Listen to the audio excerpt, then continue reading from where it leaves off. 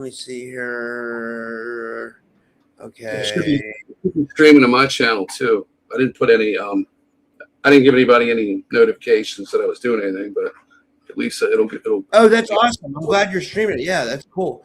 Okay, hey guys, welcome back to another episode of the Typical Skeptic Podcast. I have my good friend with me, Nathan Sizek. You guys know I got to meet Nathan in person when we were at the Full Disclosure Now conference, and he's just as cool in person as he is, when you see him online. Nate's become a really good friend of mine. And tonight I wrote fan favorite and returning guest Nathan Sizek of the Planetary Consciousness Project is back. And this one is going to be deep. We're going to be getting into the death of David Wilcock, my lab programs and handlers, targeting and psyops, consciousness manipulation, hidden power structures, current events, and narrative control. Nathan is known for connecting the dots most people don't even see, but blending esoteric knowledge, occult systems, UFO and SSP narratives, consciousness research, my lab abductions, in real world geopolitical overlays and conspiracy research as well. And with all that said, I'd like to give him a big warm welcome back to the show. Nate, thanks so much for coming back on, man. How are you? Pretty good, Rob. Thank you for having me. And I just want to let you know and everybody else, no more Planetary Consciousness Project. Sorry to give you an update. It's all Project New Awakening. One name, one project from here to the end. So that's what we're doing.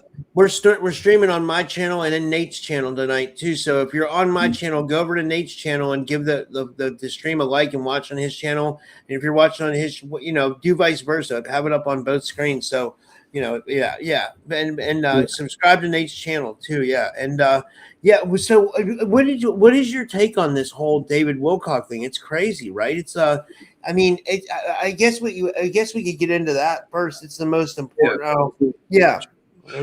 Well, first of all, my new channel is my old channel, but it's called Project New Awakening.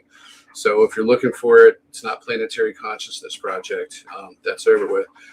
It was kind of a placeholder. So anyway, that's where I'm at. I'm going to be setting up a Rumble channel and some other things too. And eventually a website probably this fall. We're going to do a lot of writing and things. And hopefully people will get something positive out of it. Anyway, David Wilcock. I just want to start by saying that it's a very sad tragedy that we lost David Wilcock, especially to suicide. It's unfortunate when you see anybody experience depression and go through some of the types of things that he went through, because early on in my experiences when I started to get the open form of contact that was masquerading as extraterrestrial, which was actually military handlers, there was always this kind of hinting of that I would be doing a type of social media project. But in my case, they didn't want me to do one. They actually wanted me to get my hopes up, and then I would be dependent on them for the help, which is an absolute no-no. And of course, then they would sabotage me. So it was a touch and go thing. It was a start and stop sort of, I guess you could call it a Pavlovian type of conditioning to disgruntle me and get me to just say to hell with it. And that was that was a strategy for me. And so I'm going to go into a little bit about what I know about David Wilcock. And we'll start there. So years ago when he first got started, sometime after that, I took notice of it because I've been doing research into this field since I was age 14. So it's been about 38 years. I don't remember when I actually got interested in David Wilcock. It might have been the times that he'd went on with Richard Hoagland on Coast to Coast AM. I'm sure, Rob, you probably remember those shows that he did with Richard. Yeah, absolutely. And back then, I thought that he had a lot of good information. He had a lot of good ideas. I didn't always agree with him, but I was thankful that he was out there providing his research and wisdom and his overall opinions on things. I thought he was an excellent speaker. He seemed to be a nice person. So I kind of kept tabs on him periodically. I wasn't a big follower, but I paid attention to what he was doing. And at the time, I never ever envisioned that we would be having this conversation. Not only did I ever envision I'd be doing this, but also that we would be talking about him ending his life that he did on April 20th, which was very, very sad and very tragic. So anyway, I'd like to just publicly thank David for what he did try to contribute to the good work that he did. There's a lot of stuff that's very controversial, things that happen. And I'm going to get into that. I want to try to help people understand what happened to David so that it hopefully doesn't happen to more people, because this is a trap that a lot of people are currently in right now, and more are going to be falling into it. I call these traps virtual temple complexes. This is when military handlers start to stage contact with a person who they have actually groomed over a period of time, usually starting from childhood, to be either a social media influencer or just a social implant. Because if you go back before social media, you basically had several UFO magazines circulating around the U.S., probably other countries. I don't know exactly what the landscape was overall across the world back then. It's just what was happening here in the U.S. There was 2 major UFO magazines, and this is before David Wilcock. And pretty much what you would do is to study and research the really good information that was on it outside of what was on the TV, which wasn't very good. You read all of the UFO magazines that you get your hands on. You ordered the books in the back, and you did your research like that, because there was no internet. So, and also too, they had conferences back then. A lot of them were in Las Vegas and places like that. And that was the early days. So that's where I started out. And he came into the scene, maybe the 90s. I'm not sure. What do you think? Do you remember when he started? I mean, I remember him being on Coast to Coast, like back in the day, like I remember, and then I remember him being on Carrie Cassidy. So he's been around for a while, I also remember too, after Project Camelot split and Project Avalon was created as a community forum, that's when David Wilcock met Corey Good. And that's, of course, when things really blew up for him. But at the same time, that was the beginning of the end, unfortunately. Because so let's get into that a little bit. First of all, I'd like to say one thing about Stavati Aerospace. I know, Rob, you're familiar with Steve Cambion from Truth Seekers. Yeah. You've had probably some negative interactions with him on social media and stuff like that. Yeah. I've had all positive interactions with him, but here's my synopsis of him. I've reached out to him a couple of times in the last couple of years. I appreciated the work he was doing because he was acting pretty much like a disinfectant in the community. He was going after people that I thought had very questionable behavior. The problem is that he has a position where he doesn't understand psychological operations. He doesn't understand what a honeypot is. At least he pretends not to be. I don't know, because he never really brings it up. In his mind, from what he expresses, is that even someone like Lou Elizondo, which is an obvious honeypot and obviously well connected to the intelligence agency, so he's working for them. He believes that Lou Elizondo and others like him are simply grifters who have taken some military experience and tried to turn it into a disclosure kind of enterprise. And I firmly disagree with that, because he wouldn't get any recognition if he wasn't part of the system. So Steve Cambion never points out that there's potential for these people to be honeypots, meaning that they come preloaded with a pre-approved disclosure narrative by the government. So that's something he never touches on. He also frames all of the people who were MyLabs and SSP as basically wackadoos. So he doesn't understand that some of the people in the SSP, some of the very prominent ones that have the most fantastic and almost fantasy-like stories are actually uncontrolled honeypot super soldiers or MyLab victims. They're victims nonetheless, but they've been given a script in their head to give out to the rest of us. Essentially, they provide disclosure mixed with fiction. And of course, usually at some point, their personal behavior and the things that they say eventually discredit all of us. So it's like they're engineering our message for us and at the same time internally sabotaging it. So Yeah. appreciated his work when he went after people like that, but then he started to lump people in that I disagreed with, who were actually trying to make a difference and who were real, and trying to get through to Steve to explain that to him was virtually at this point impossible, because he doesn't want to entertain it. He doesn't even want to have a discussion. I've offered to have a sit down, a public discussion, or even a private one, and it really went nowhere. So he probably, if you were to say, hey, that guy from Project New Awakening was saying that he tried to contact you, he wouldn't know who I was. At the time, I was using the screen name Hajan Contactee, which goes back to my mind control period. And I was also in, probably a couple of times I may have posted in his live chat under the Planetary Consciousness Project, but very, very little. It was mostly Hajan Contactee. So he would know me from that name probably, if he still remembers. But I had reached out to him through email.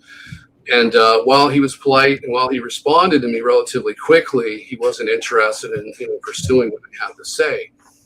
What I really would like to see is what, as this fake disclosure progresses, and who knows where it's going to go. This is the one, with the government.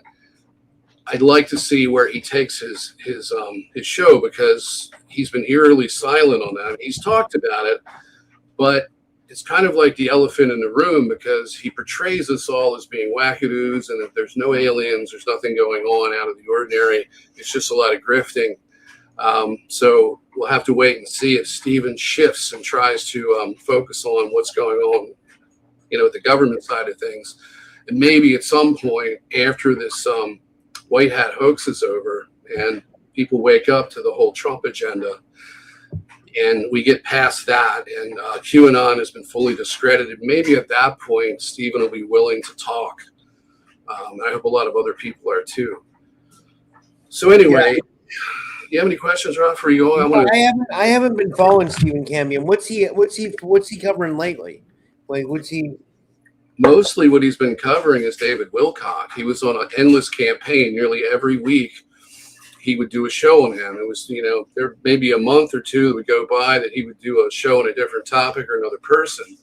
But he was on a steady campaign to bring David Wilcock down. And he's been getting a lot of heat because of this. And I know he feels guilt, because on the day that it was announced, sorry about that noise, on the very day that it was announced, I think it was the day after, actually, I think it was the 21st of April, he did a 1-hour show that I listened to. And he expressed a little bit of guilt that maybe he had overdone it. He said that at one point, in the past few weeks or month or two ago, that he had kind of thought about stopping, the coverage on it, because he felt that he did enough. The problem was he just kept getting more and more requests to do more shows. So a lot of what he did was rehashing of older material. So now a lot of it was fairly mean-spirited. I mean, people get carried away, and he definitely got carried away, especially with the personal insults. There's no need for such things unless someone is insulting you. But if you just go along with it and you give it back to them, you're just being just like them. You're dragging it down, to the gutter. It's not productive. It's not a positive way to do things. It was always my hope that David Wilcock would get himself together, because you could see he was deteriorating, not just financially, but mentally, physically.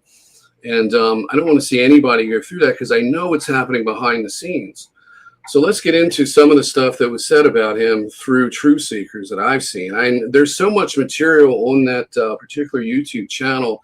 It was impossible for me to even watch one of them, because I didn't remember which one I needed to see. The one I was wanting to focus on was about Stavati Aerospace, and he had interviewed an investigative journalist who had done pretty much private detective level work to research what was going on with Stavati while David Wilcock was selling the concepts and asking for money and asking for investors.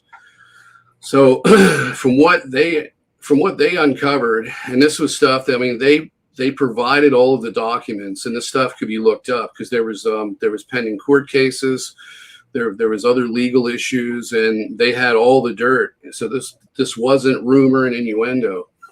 So what we know about Stavati Aerospace, or at least what I can remember from watching those shows, is that they scammed David Wilcock into a $2 to $2.5 million investment into the company. At the time, Stavati was an empty building with no equipment in it. They never had any of the contracts that they said they had or they hinted at having. They didn't have the ability to manufacture military armaments, which requires a lot of paperwork and expense. Attorneys, you got to have a lot of people. They had no staff. So they had none of this. It was more or less a front company. It was basically used to build people out of cash. I guess David Wilcock was probably one of the major victims of this. But what was interesting, though, is that instead of him just coming clean with it, say I got ripped off, and trying to do the right thing for himself and for others, he used the name Stavati Aerospace, and he used the concept of the company to basically sell the idea that he was becoming a scientist or a technological developer or co-owner of a company, and then he was out there attempting to not to reverse engineer, not to recreate, but to create from scratch anti-gravity technology as well as free energy. He was talking about a hover car that was anti-gravity that could also power your house. So instead of having an electric car where you plug in to your household electric, you could literally just plug your house into the hover car, and it had a 0-point free energy generator. He was making all these claims, and none of it really holds weight when you use common sense and just do the very basic level of research into this area. It's like, in order to pull something like this off, it would be the equivalent of me flying you out to the Amazon rainforest and dropping you down a rope or giving you a parachute, and you just drop right into through the forest canopy with a set of directions that read, I need you to build me an Apple phone. Once you do that and build a network that connects to the rest of the cellular networks around the planet, please give me a call and I'll pick you up.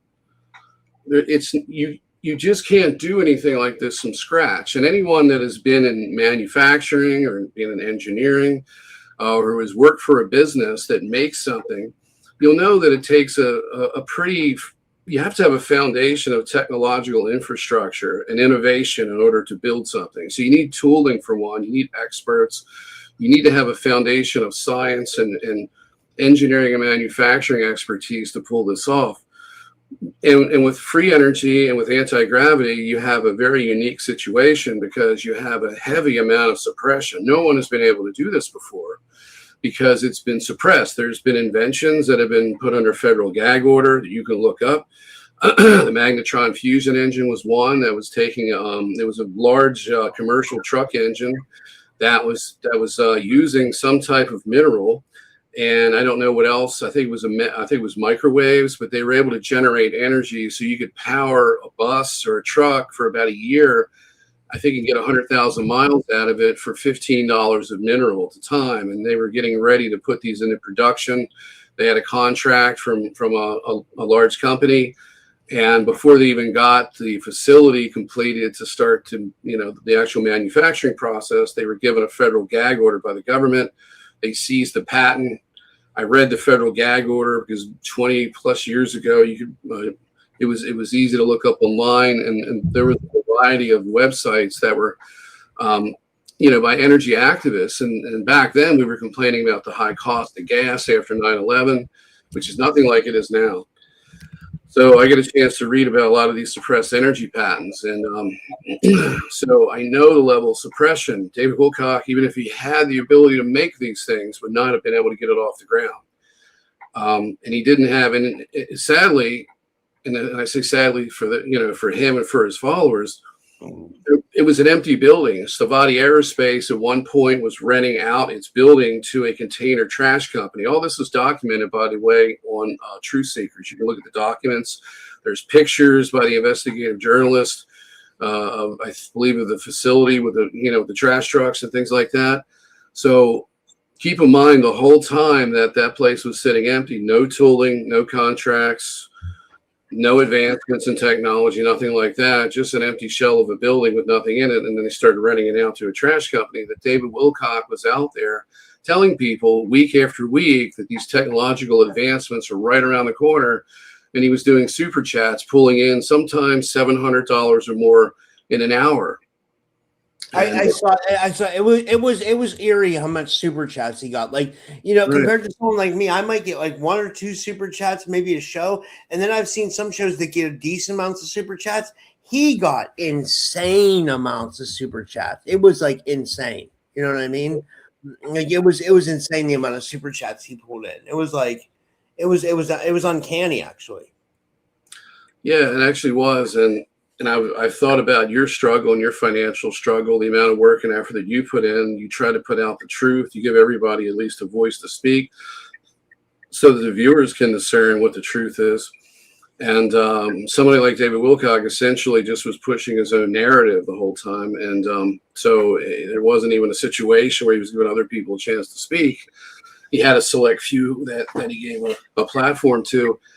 But he was using and abusing the people who supported him by telling them lies, unfortunately. And I know it's not appropriate. It's not good to speak ill of the dead, but we have to be honest with ourselves here. I don't have any animosity against David Wilcock. I wish he would have turned his life around. I'm saddened by what happened to him. And, I fear that it's going to happen to a lot more people than just him. And it's already happened. For shit's sakes, it's happened to Corey Good. Corey Good is a mess right now. He's going to be bankrupt eventually. And who knows what his mental state is. It doesn't look good. And then, of course, what happens when people fall from grace like this is the people around them start to back away. And if you have a bad reputation, I mean, what do you do when your money runs out? And that was one of the problems for David Wilcock. So anyway, we have a company that is basically an empty shell. There's really more of a fictional company in name only, but it did have a building. David apparently was taken advantage of, and we don't know the how that really went down because no one's really talked about it from the inside. David Wilcock certainly has, and everything he put out was just basically falsehoods.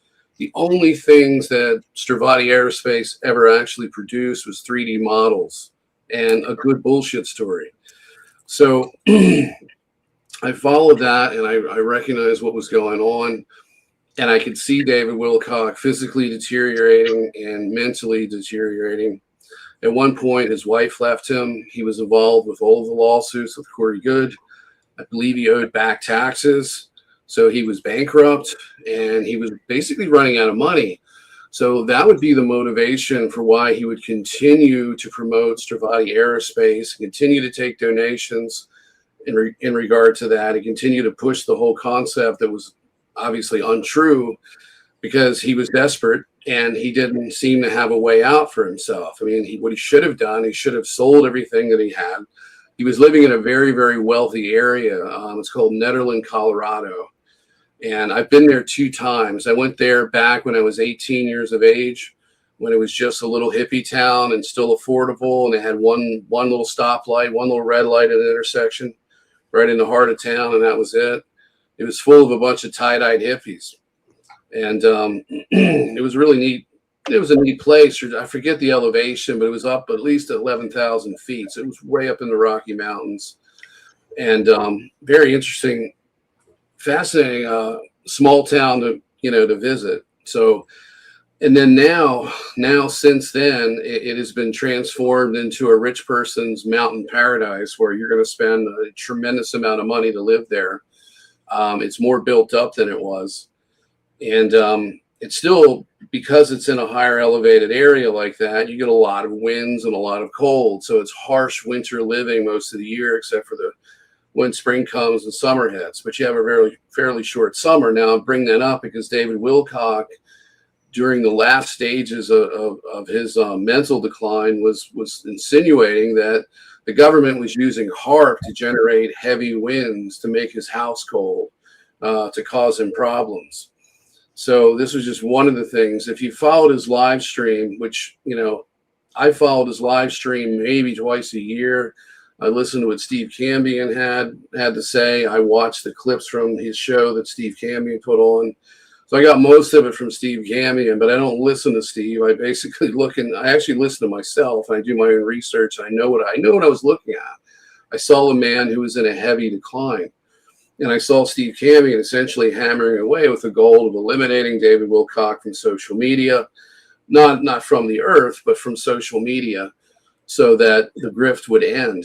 And, I've stated before publicly, and other people have said this too, that David Wilcock and Corey Good together have set back real disclosure about 15 years, depending on, some say 5, 10, I say 15, but it really isn't all their fault because there's so many other people that have actually picked up the torch and are running with it right now, doing the same thing and have been, and were doing it before him and the whole time he was doing it.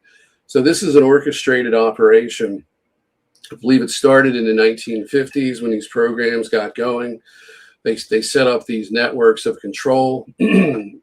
I believe that they engineered the New Age movement, and that's a controversial thing to say, but I have to point out that the 60s counterculture movement was engineered and co-opted. Okay, so the Vietnam War protest movement was engineered and co-opted. The civil rights movement was engineered and co-opted. Feminism, the feminist rights, the women's rights movement was engineered and co-opted. Vietnam was basically if you're familiar with the Gulf of Tonkin incident, Vietnam didn't attack us. Israel attacked our battleship, U.S. Liberty, and essentially we used, and it was all an inside job, and we used that as an excuse to go in and enter Vietnam and enter the war.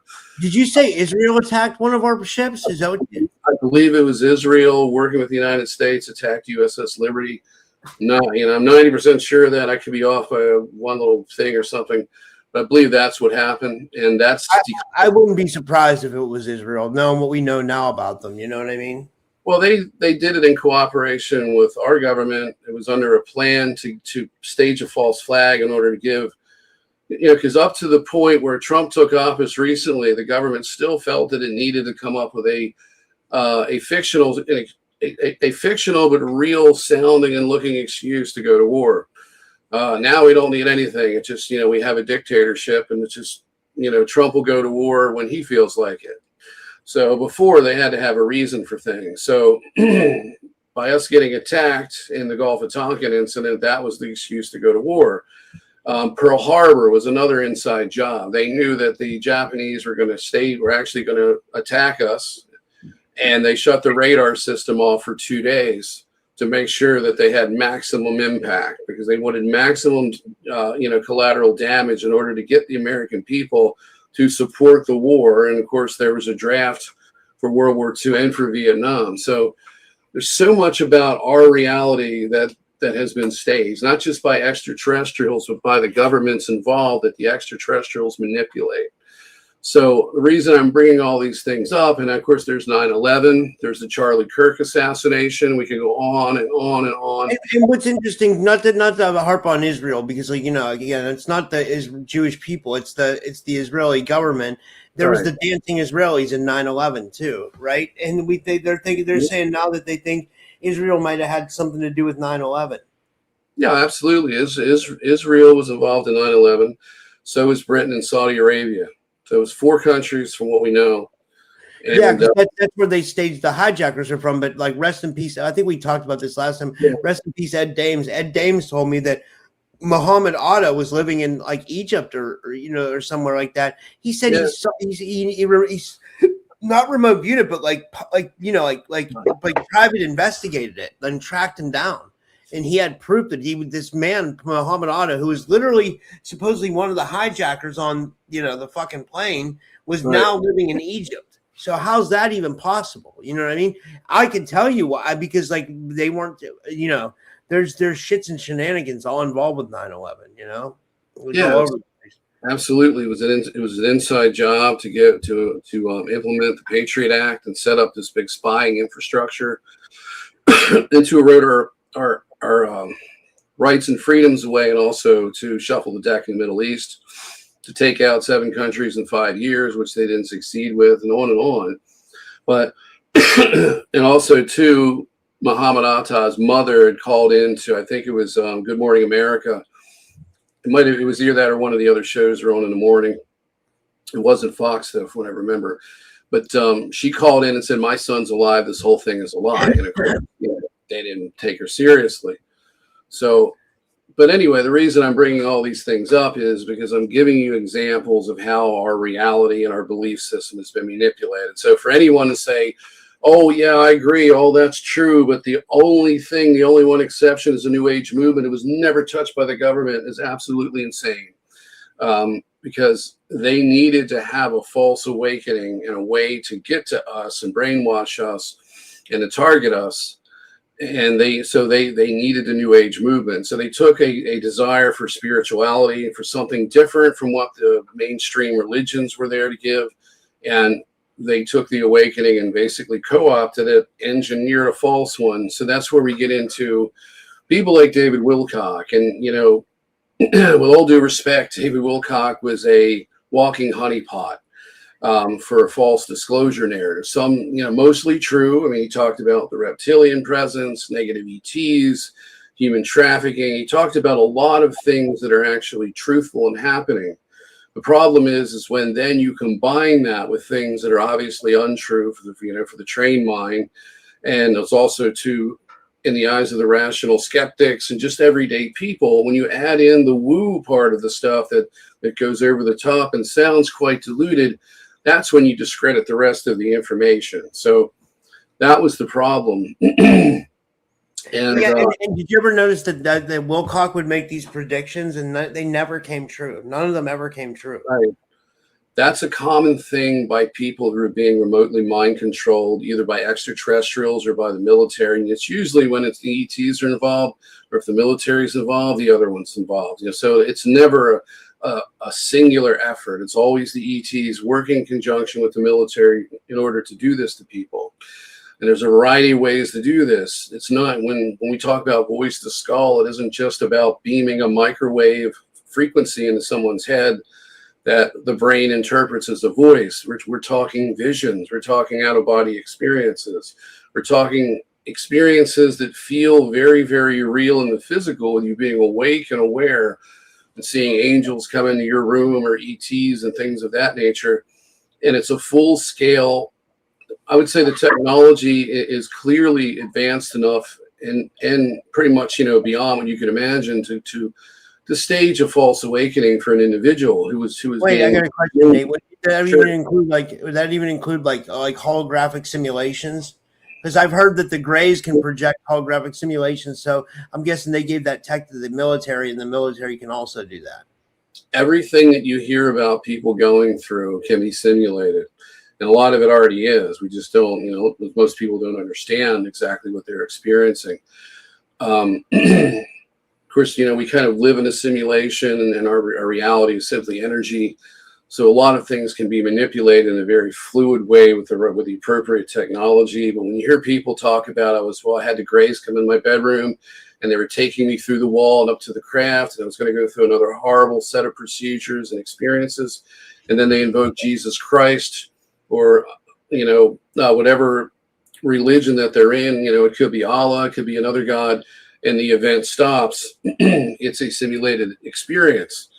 And of course the technology is of such to where time can be manipulated. So all bets are off as to what exactly is happening. Was it purely simulated, or was it actually really happening? And then it took place, and once the person invoked Jesus, they no longer consented. And they also, connected in an energetic way to the Creator. If they had love in their heart and they had that connection, the God spark within, you can stop an abduction. It has happened. It's documented, but it doesn't always work for everyone. So, like I said, all bets are off when it comes to how things are being done, because when they can alter reality like this, nothing is ever what it seems. So getting back to David Wilcock and how these networks are set up, is basically what they needed was for every person that becomes an influencer, you can change the minds and shape the belief system of a large number of people. So this is an old program that has been used by the extraterrestrial presence going back to the ancient times. They created many of our religions. And if there was any type of organic spiritual movement that was taking place by the positive side, the negative side would co-opt it, distort it, and eventually turn it into a tool of their own use. So, and I would say that would be what I would call Christianity. It was definitely a positive attempt for social engineering and to help humanity. But of course, the organization got involved, and that also involves the ET presence. and they've warped and distorted the message of Jesus, and they've warped and distorted the intention of the religion itself. And they've created any kind of organized religion. You're asking for top-down abuse of authority and heavy, corruption and manipulation of the population, because God is within, not external. So they want you to believe it's external. You need them as the mediator, and that's when the things go completely wrong, because that's when the message just gets disconnected from the actual truth, and God becomes something distant that they control. Like the carrot that they dangle in front of you. The golden carrot concept. If you go along with the political agenda and you go along with the theocracy, you'll be saved. But really, what it is you won't be saved, because the government is going to just be taking over your mind and controlling you. And because they want obedience. They don't want to give you liberty. They want to give you obedience so they can abuse and exploit you. But anyway, getting back to David, they have set people up in this community to be social implants. These are people who are influential. They rise to the top without shadow banning, without a lot of pushback. They seem to be everywhere relatively quickly. And they're used to change our way of thinking, to kind of guide us on these pre-selected, pre-engineered, well thought out narratives. And these narratives generally do not, I would say the main goal right now of these narratives is to prevent us from making the connection that the ETs aren't just here, but they're working with the military and the governments in secret, and they've been running human trafficking, soul trafficking, to be exact. And they've been violating our human rights for a very, very long time, and we live on a prison planet. And we're having an awakening right now, but like I said, we've been hijacked and co-opted. So this is the false awakening that we're in. And it's getting worse. I don't see people actually expanding in their enlightenment. I see the absolute reverse of that, the inverse of that. People are getting dumber. They're even though there's information that's easily accessible, even through the censorship, it's just the narratives are so powerful, and the way they've engineered this and manipulated people for a long time, they've been able to hold on to control. And it's very difficult even today to get people to understand the big picture. Many of them don't want to hear it. And many of them don't have God in their heart to begin with. They have negativity and anger. So it's easy for them to jump on this narrative that we need to bomb Iran, for example. And I know people that are like just, happy as can be that we're there and we're blowing up schools and hospitals and mass murdering civilians and things of that nature. They see nothing wrong with it. They see nothing wrong with any of the corruption, because their guy's in, and that's all that matters. It's basically political tribalism.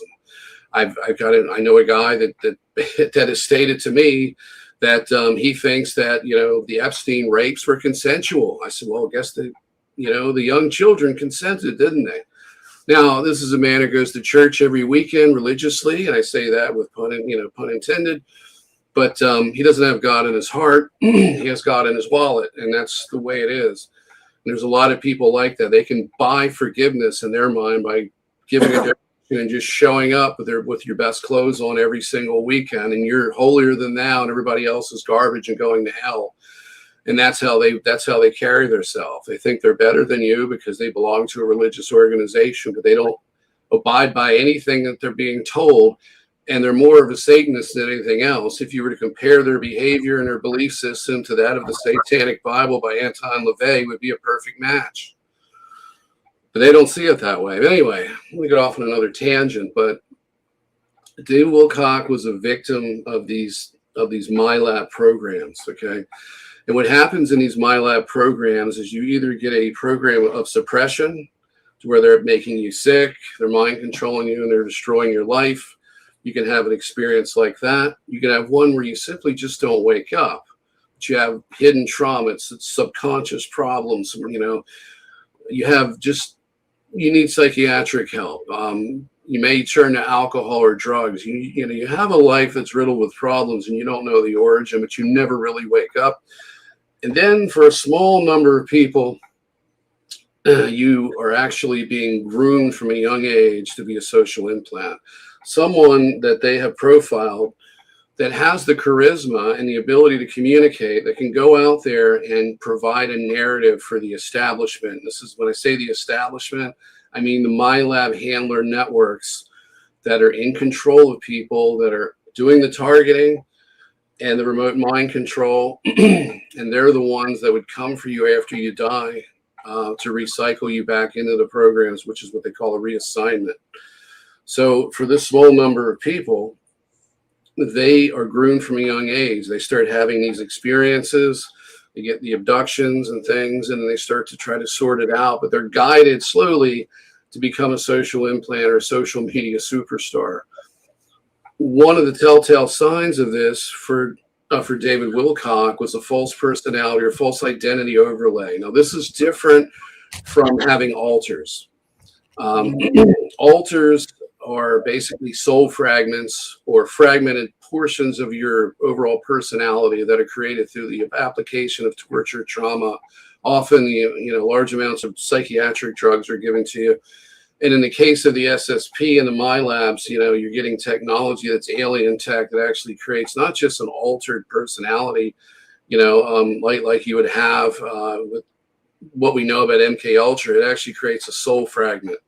So you can exist in more than one place. There could be several hundred or several thousand of you existing in this timeline at the present moment, roaming around the world and actually, working for the programs. And they could keep each part of you compartmentalized.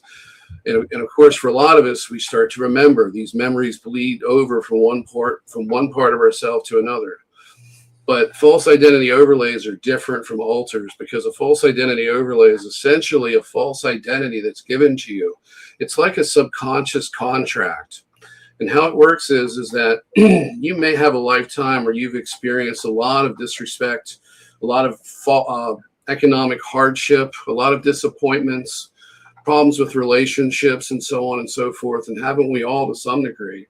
But when you have one of these engineered lifetimes where they're doing this to you and they're manipulating things around you so that life is more difficult for you than for most people, you struggle in life. So when the contact begins and memories start to surface, in a lot of cases, these will be things that they're engineering, they're inducing these memories, is that they will give you a false sense of self, a false identity to live up to. Suddenly now you're someone famous, or you're someone that has, in a significant way, affected the human condition in a positive way, sometimes in a negative way, depending on what their strategy is for you. If they want you riddled with guilt, they could tell you that you were some evil dictator. Along with these claims comes the subconscious programming, which gets you to believe it, but also false memory implants.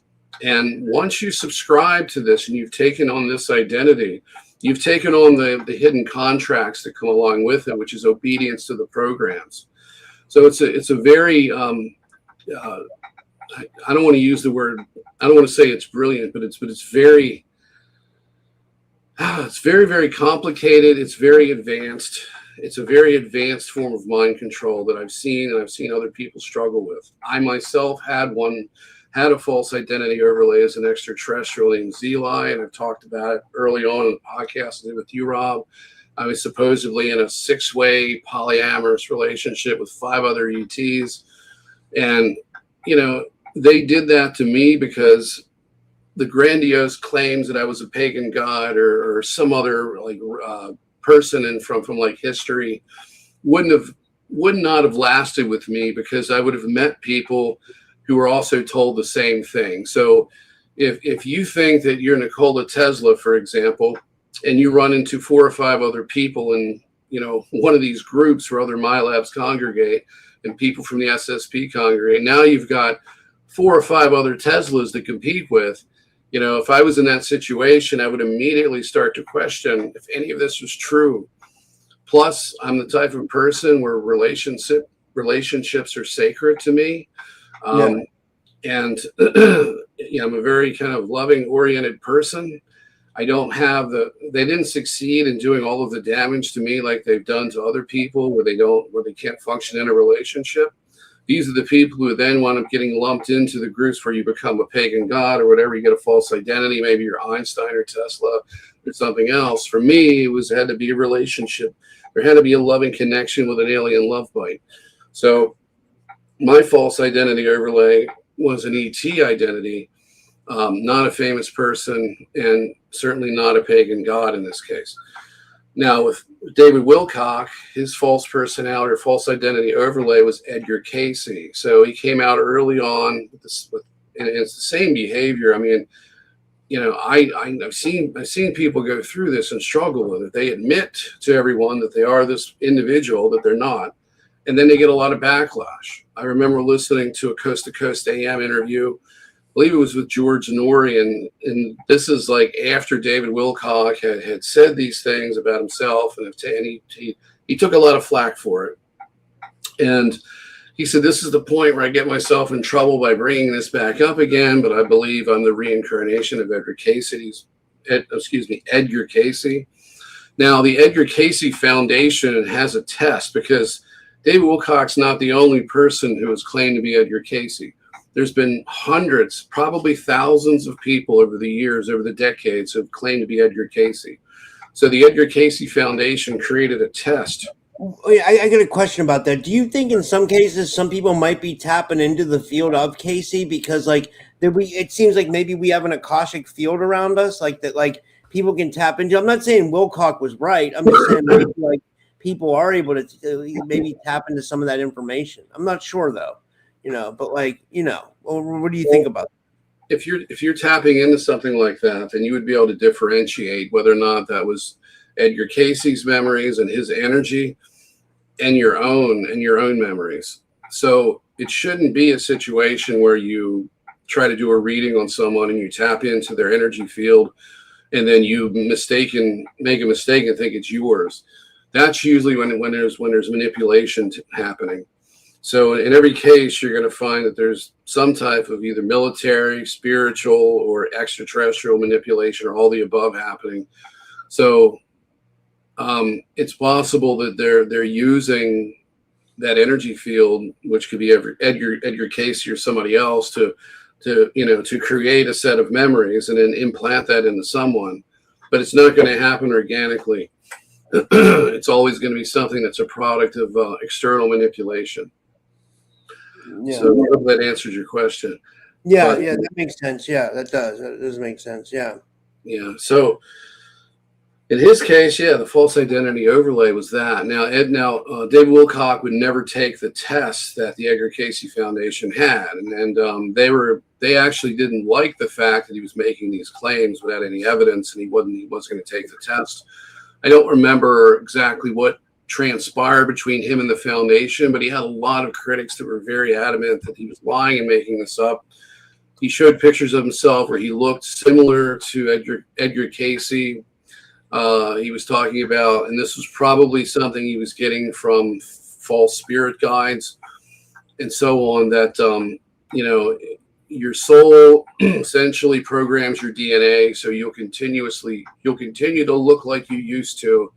Like, this is your soul's blueprint, so therefore your facial structure will show evidence of who you were in a previous life. I personally have seen no evidence of this. I'm not going to dispute it, but in his case, this was a false personality overlay. And this is because, and I've seen this happen with so many other people, and this is commonplace. It's like almost every one of us has some level of a false personality overlay mixed in with our alters that we have to sort through and deal with. And it's one of the most effective ways to control us, because you want to believe that you're somebody else. You want to believe you're somebody greater than what you perceive yourself to be. And of course, this is part of the way they control you. Not only do they get you to lie to yourself, but they want you to reduce your identity and who you are and your self-worth to the lowest common denominator. So I was Edgar Casey, or I was Nikola Tesla, or Albert Einstein, or I was Martin Luther King in a past life, or King Arthur, or something like that. But now in this lifetime, I'm just a struggling, targeted individual who's been put through horrendous mind control and other types of programs, and with the military-industrial complex. And this is now who I am. But on the flip side, when you're looking at these people from from an uninformed or, rather ignorant point of view as to what's going on with us. This is, for the general public, when they look at people like us who say these things about ourselves, and we don't have any evidence, we don't have memories that we can really relate to reality that can be verified.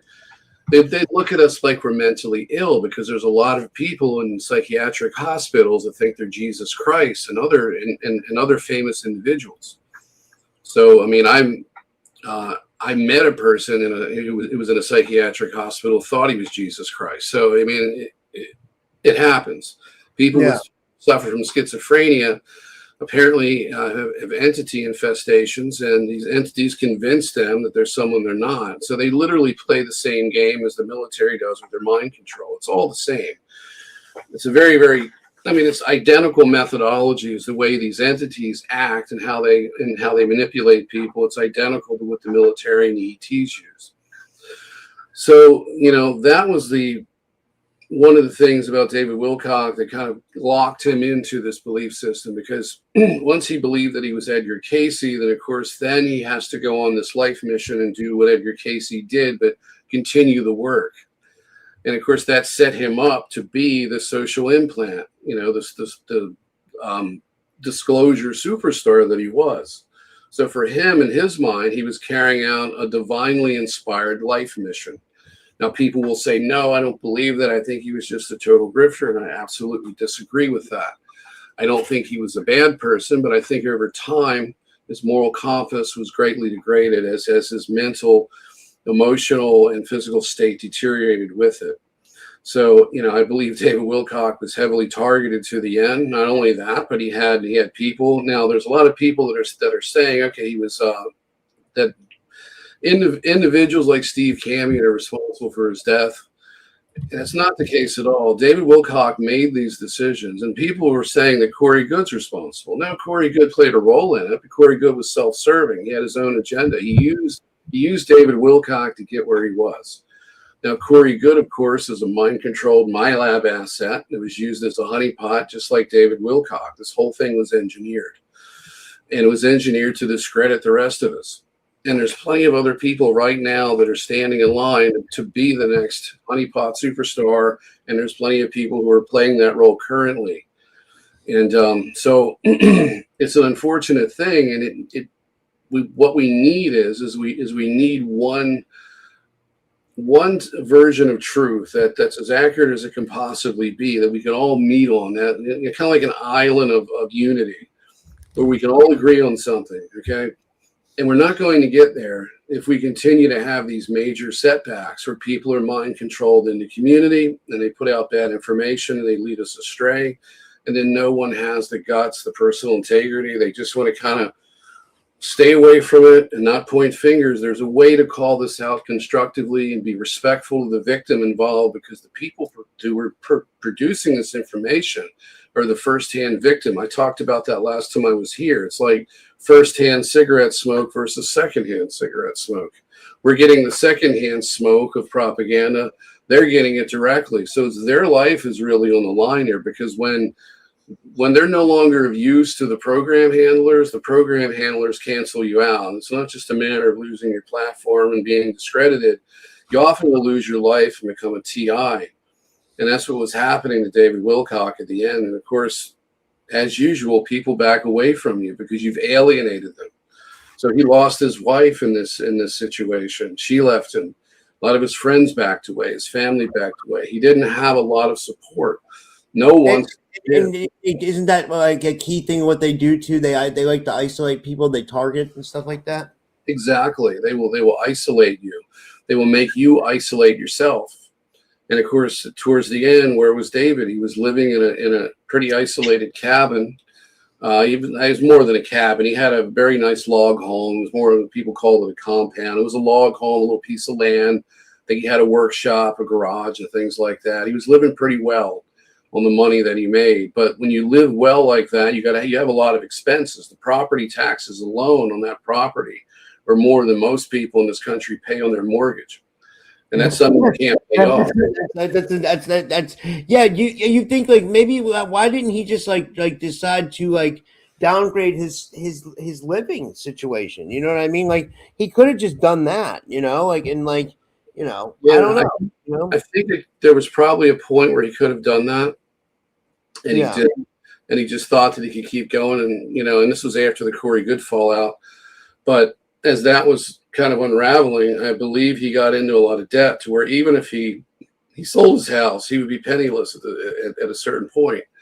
So in his mind, apparently, you know, keeping this going, keep lying to himself, keep the lies coming to not just himself but others, and keep the grift going, apparently was what the decision that he made was. And that is what further alienated everyone. And he, you know, his wife left him for probably those reasons and others, because, you know, you get to the point where in your mental decline that you're very hard to deal with. So I wasn't there. I can't say that was the case. I don't know if there's infidelity involved or just a parting of the ways, but, you know, he lost a big part of his support system when he lost his wife. So these are all very unfortunate things. And when I hear people say, well, he wasn't suicidal, okay, and then they point to a video that is timestamped as being from 2022, that's 4 years ago. A lot of things can happen in 4 years. Apparently those people don't care to pay attention to that, but, you know, they just want to grab onto an exciting conspiracy narrative and then repost it on Facebook and fight everybody over it. And, you know, have something relevant to say because they need views, they need attention. And most of these people that are posting these things never paid attention to David Wilcock until he committed suicide. So anyone who knows anything about being suicidal themselves or dealing with someone who's struggling with depression and suicidal tendencies and thoughts is that the people that boast about committing suicide are looking for attention and help. They want recognition that they're suffering, and they ultimately want someone to help them, and they're not getting it. So they will go to the extreme in the way they express themselves, and they're going to say, oh, that's it, I'm killing myself, okay? The person that doesn't talk like that is deeply depressed and suicidal and really intent on carrying it out, is not going to boast about it and tell people unless they're confiding in someone that they truly trust, and they trust them enough that they won't say anything to anybody else and get in the way of their plans of actually ending their life. So, of course, he didn't say anything to anybody. He's not going to say on his podcast, hey, I'm really depressed. I'm bankrupt. I'm being sued. I owe the government taxes. This whole Stravati Aerospace thing. They took me for a ride, and I've taken you for a ride, and I don't know what to do. I'm sorry. And, you know, or whatever. You're not going to do that.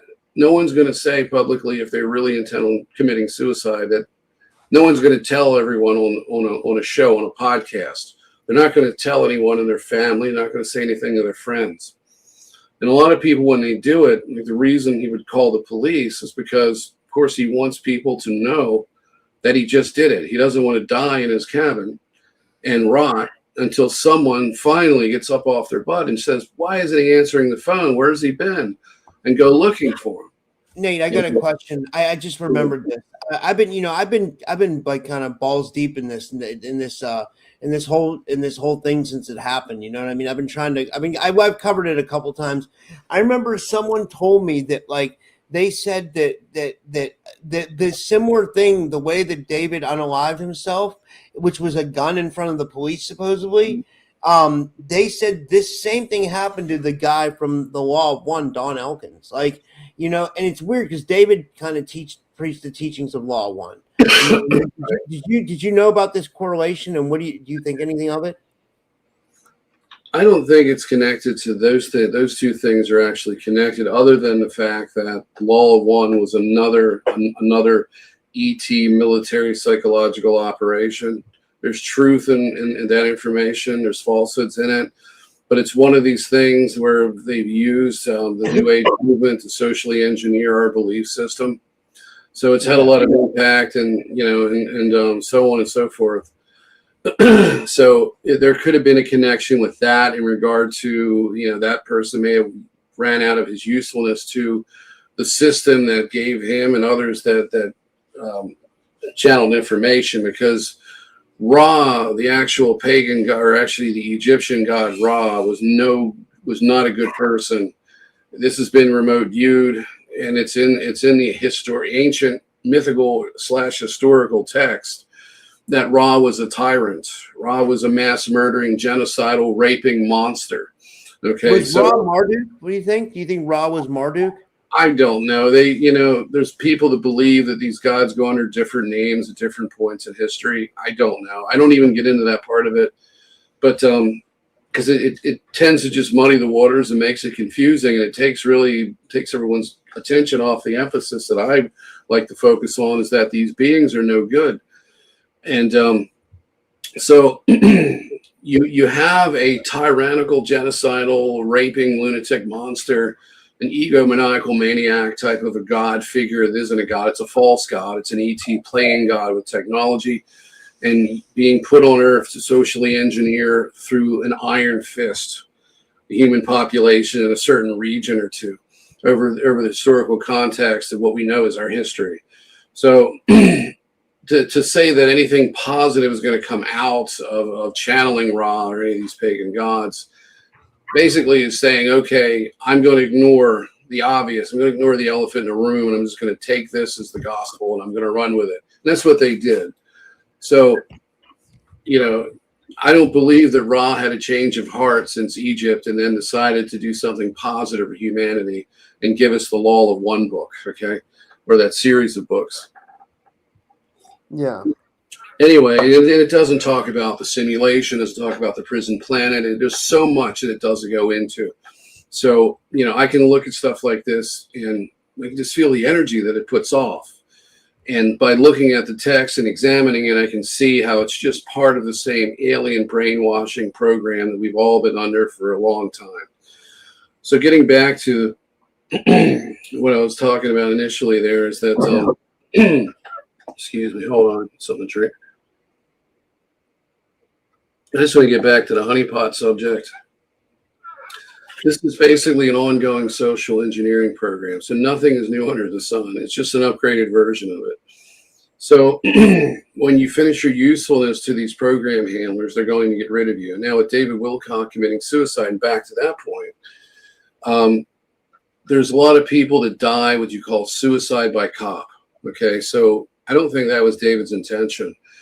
It could have been too that maybe David, because I know that during the last year or two that he was going through a lot of debunking by Steve Camion, that Steve went on a kind of a campaign and basically nitpicking and blowing little things out of proportion.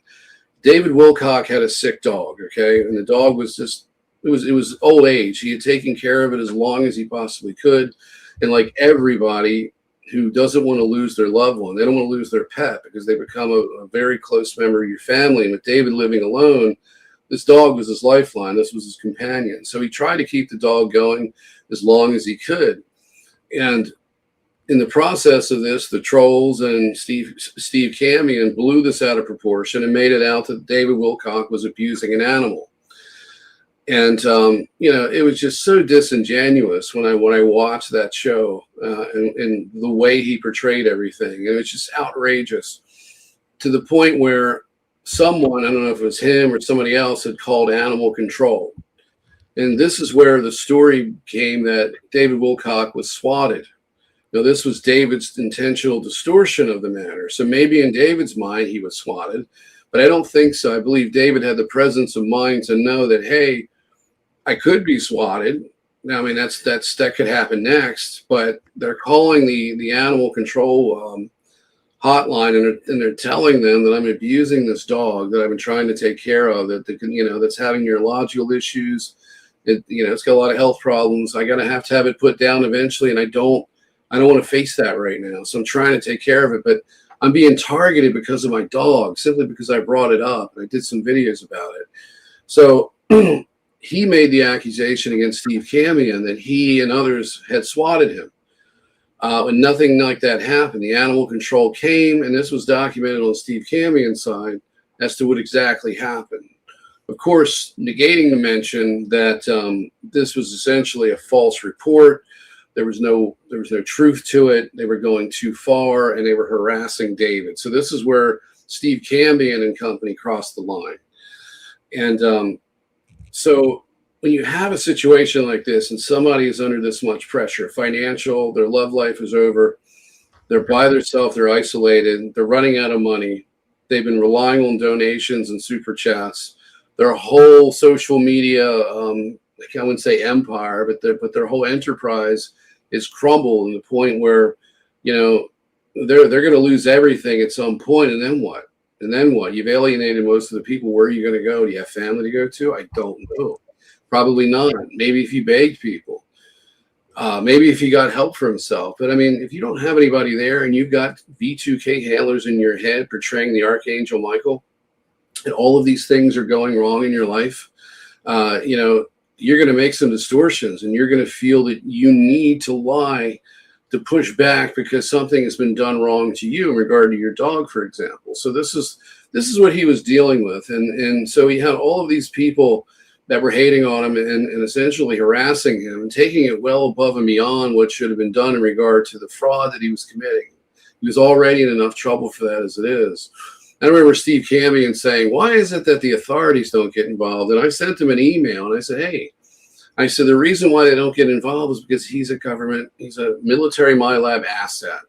They don't allow their assets to get in this type of legal trouble. What he's doing is I didn't get into this much detail with Stephen, but as a honeypot, you're going to be able to get away with things. Whoever the government agency would have been to come after David for certain things, especially asking for money for Stavati Aerospace and making claims that they've got contracts pending and all of this. At some point, the government should have gotten involved. I don't think I could have. Well, who knows, with me being an asset, what I would have been able to get away with if I did it.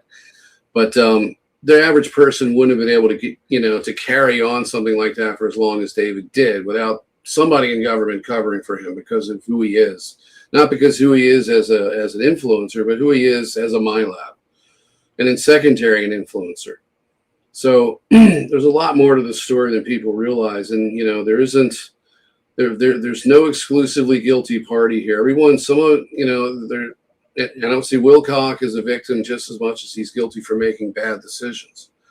And ultimately, the person that got hurt more than anybody was David himself. And that's the unfortunate thing here, because he self-destructed and it didn't have to happen. And it happened because people have lost their way and they don't care about one another enough to go out on a limb and try to help someone. Maybe David had someone who tried to help him, but it wasn't enough. And it's sad because if you think about just the influence he had on people from Ancient Aliens, you know what I mean? I got to give him credit. Like the early days, like he was big on Ancient Aliens, Project Camelot, right. Coast to Coast AM, you know what I mean? And he was very influential. And there was a lot of times where he had a lot of good information, but it just seems like somewhere along the way he went astray, and it turned into like this weird, like every time I saw him, and I'm not putting him down. I would never talk. I don't want to talk bad about the dead, but it seemed like every time he went live, he was asking for, I don't, you know what I mean? It seemed, he asked for more money and he was making false claims. I mean, at one point he was talking, what he would do is he would cycle through things. Once something would run its course, he would stop talking about it. The solar flash was one. The solar flash was supposed to happen in 2012. Okay. It never happened. And for years, I guess going back to 2008, it might've been before that, he had gotten into his head that there were certain crop circles that were giving us information that suggests that there was going to be a solar maximum or a coronal mass ejection that hit the Earth. Something different than the Carrington event that happened around the turn of the century, like 1908 or whatever year it was, and it destroyed a lot of telegraph wires. If it happened today, all of our cars would be destroyed, the electronics in them would be damaged, our computers would stop working. It would be a total technological wipeout wherever the direct hit was. So I gotta tell you something. This is important. So that shout out to Tennis by Jordan in the chat. So I want to give him a shout out. I want to break this news. There was a shooting at the White House, but Trump and his wife are okay. If anybody, it says they don't know. It says The U.S. Secret Service, in coordination with the Metropolitan Police Department, is investigating a shooting incident near the main magnetometer screening area at the White House Correspondents' Dinner. The president and the first lady are safe along with protectees. The condition of those involved is not known, and the law enforcement is actively accessing the situation. But there was no one, and Tennis by Jordan, again, shout out to him. He said, how did this guy even get into the White House? Because no matter what we do, we agree or not agree with Trump, I don't think people should be trying to murder him. That's horrible. You know what I mean? That's insane. You know what I mean? There's other ways to fix things in the world, you know? I don't know. Well, you do know, Rob, and you said it right the first time. So you don't need that little disclaimer at the end. Sorry. Yeah. You know shoot yourself in the foot. You've got a lot of self-worth, and you're degrading yourself, and you shouldn't do that. You know, you've got a good heart and a good mind, so you know it's right. Yeah. Thanks, man. Thanks. Yeah. I mean, I didn't mean to interrupt you. I figured you'd be interested in that, you know. No, but that shows you the state of our world, right? Like that people are now going into the White House and firing shots. Like, you know, it's crazy. It's absolutely crazy. And we don't even know if this was a staged event like the last ones. You know, they look to be staged as well. So it's another discussion. I want to get into it, but this is how bad it is. You have a government that's so criminal that it's like Adolf Hitler in the Reichstag fire. You know, it's just a matter of time before the Democrats burn down the Senate building or try to burn down the White House, and it's all staged and Trump becomes dictator. You know, we could be going and replaying that script again. So you don't even know it. I mean, people literally are saying, I feel like I'm in a movie now, and you know, it's just I'm in a theater, and they just keep playing one movie after another, and I don't know what's real or what's not. And it's in reality itself is like you're in a fictional movie. It's like sci-fi. I mean, things keep happening. So anyway, yeah, David Wilcock was a victim of all of this, and he was guilty for sabotaging himself. And in the process of that, he set back disclosure. But at the same time, if it wasn't him, there's other people doing it too. If he wasn't involved at all with that, it would still happen. It still would have happened, because this isn't just his problem and his fault. This is a widespread program, and he was just taken into that program, groomed from a young age, and utilized and then chewed up and spit back out. And there's a result. He took his own life, and it's a deep, terrible tragedy. I don't want to see it happen again. And like I was saying before, I think when you mentioned that news report, I think I was getting into saying that people in the disclosure community have dropped the ball, because for the longest time, you know, we've allowed each other to say all sorts of things. We've allowed each other to express that, you know, we're unstable, and nobody really steps in to help. We don't call things out when it's obvious BS. It's like, okay, if I call it out, then I won't be invited to the conference. I don't want to start trouble. But we're past that point where we can afford to do this, because that's the discovery phase. That's the early phase of the awakening, whether it be false or really an organic one. We're to the point now where the lies that we've been put through can no longer sustain. They're no longer able to sustain themselves as truth. We're beginning to see it. They can't hide their agenda anymore, because it has to become out in the open now. And that's why they want to engineer our consent, and they have been. So if we're complacent in all of this, and we're apathetic, and we let it go, and we don't do anything about it, we're literally we're just accepting our fate, and that's what they need. They need that consent. So by putting this, you know, simply by me doing this podcast and saying things that are going to upset people, which I've seen the evidence of it, and I've seen what was going on with David, and I know from firsthand experience what they do to people. You know, this isn't another William Cooper 2.0. I got attacked on Facebook by somebody who's very angry, who called me stupid and everything else, because I posted about how grifters are using David Wilcock's apparent suicide as a way to gain attention, without any regard for the truth, without any regard for David himself. And they're putting out conspiracy theories, and they just want attention. and they have no shame. And by saying that, I upset people, but you have to do that. You have to have that courage and conviction to do that, because it's not going to change, and it's just going to get worse if we just sit here and let it all happen. So if you have something positive to contribute, that's valid, that can help people, by all means, speak up. If you're simply angry and you want to attack people and call them stupid and ignorant and liars and traitors and things like that, then you need to get yourself try to get some help for yourself. Try to do some healing.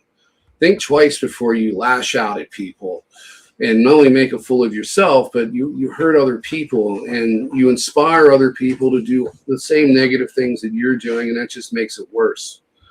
So I hope David's in a better place. It's difficult to say, and people are going to do channeling, and they're going to remote view, and they're going to get mixed results from that. But I think really the only way to really honor David is to try to make sure that this doesn't happen again to anybody else in this community. And that's why I'm speaking out tonight about it.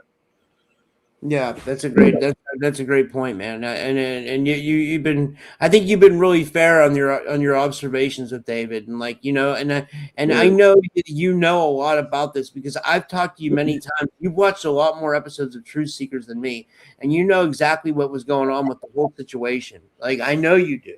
You know what I mean? I know you do, and I know you have mixed feelings about Steve Cambion. I do too. Even though me and him argued on social media, I respect what he does. Do I blame him for David's death? No, but I do think that like shows like his and Hidden in Plain Sight did have an effect on David's final ultimatum. Like, and I don't want to blame Steven for anything. I don't, but I think like these shows kind of went hard on David. Like Hidden in Plain Sight definitely did.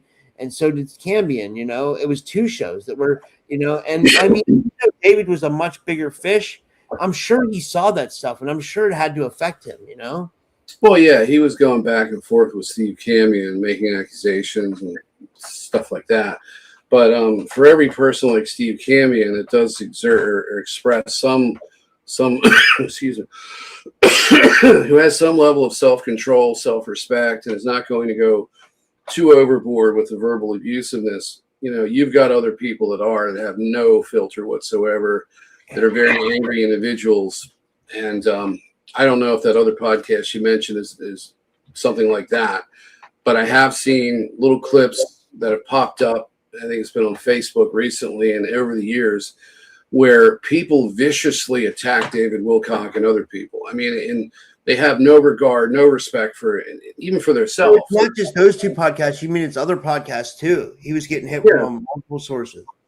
The social media landscape is huge, and we're only a tiny fractal of that. So, and we're not seeing all of these different podcasts that are out there. And there's podcasts that are out there that pop up once in a while that I'm like, where has this been hiding all this time? And I look, and it's been going on this couple of years old, but I never heard it. It's crazy. It's weird. I'm seeing all these like podcasts come up that somehow they have hundreds of thousands of followers, and they just come out of nowhere. I'm like, what?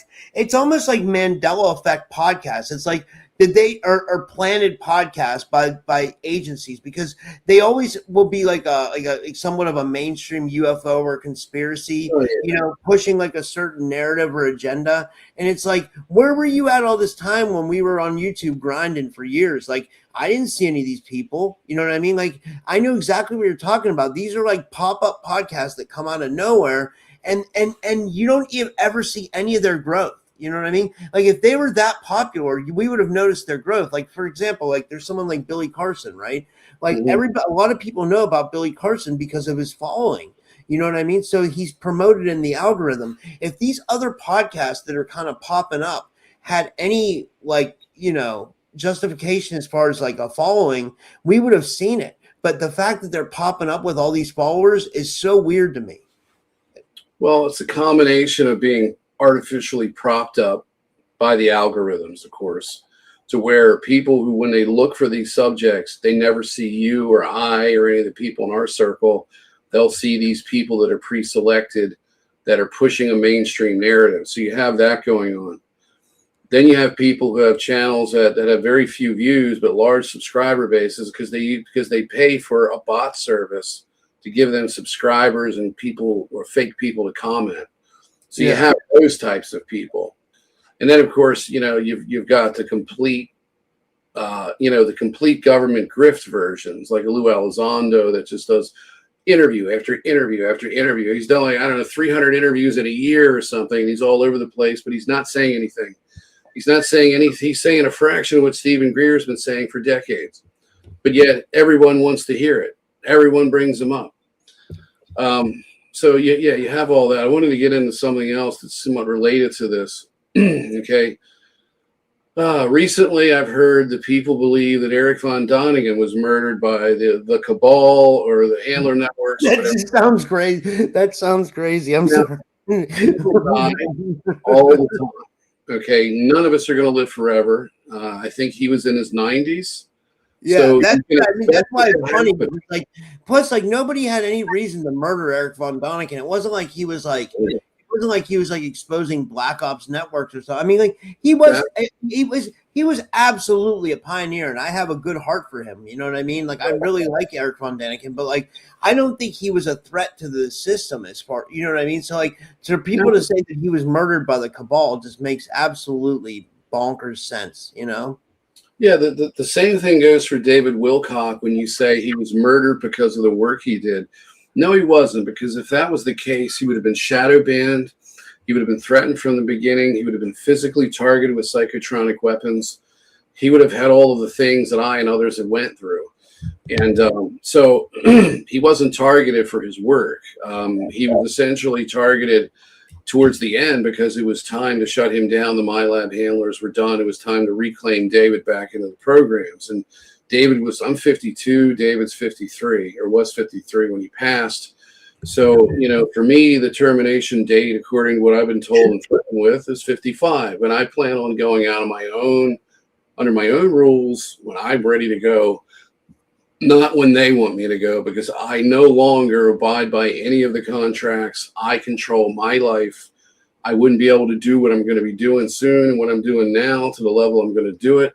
If I was still mind controlled by them, I'd still have my health attacked. I wouldn't be able to work like I am now if it wasn't for the fact that I broke free from it. So they're not going to dictate to me when I die, but they will do it to people who still give them the power and the authority over them to do it. So David was of the age and of the generation where they start taking you back. They start killing you off and they start reassigning you, so to speak. So, it's a different situation with him. Eric von Däniken was in his 90s. He may have been older than that. He lived a full life. He did everything that he wanted to do, at least as far as we know. He may have had some things he didn't get to accomplish, but, only he knows that, or the people around him. But, he did as much as he possibly could with what he had. He wasn't murdered for any of those reasons. He died of natural causes. So you have there's people that say that Nick Pope was murdered because they're scratching for a conspiracy. They want hits, they want views, they want attention, and they don't want to do any research.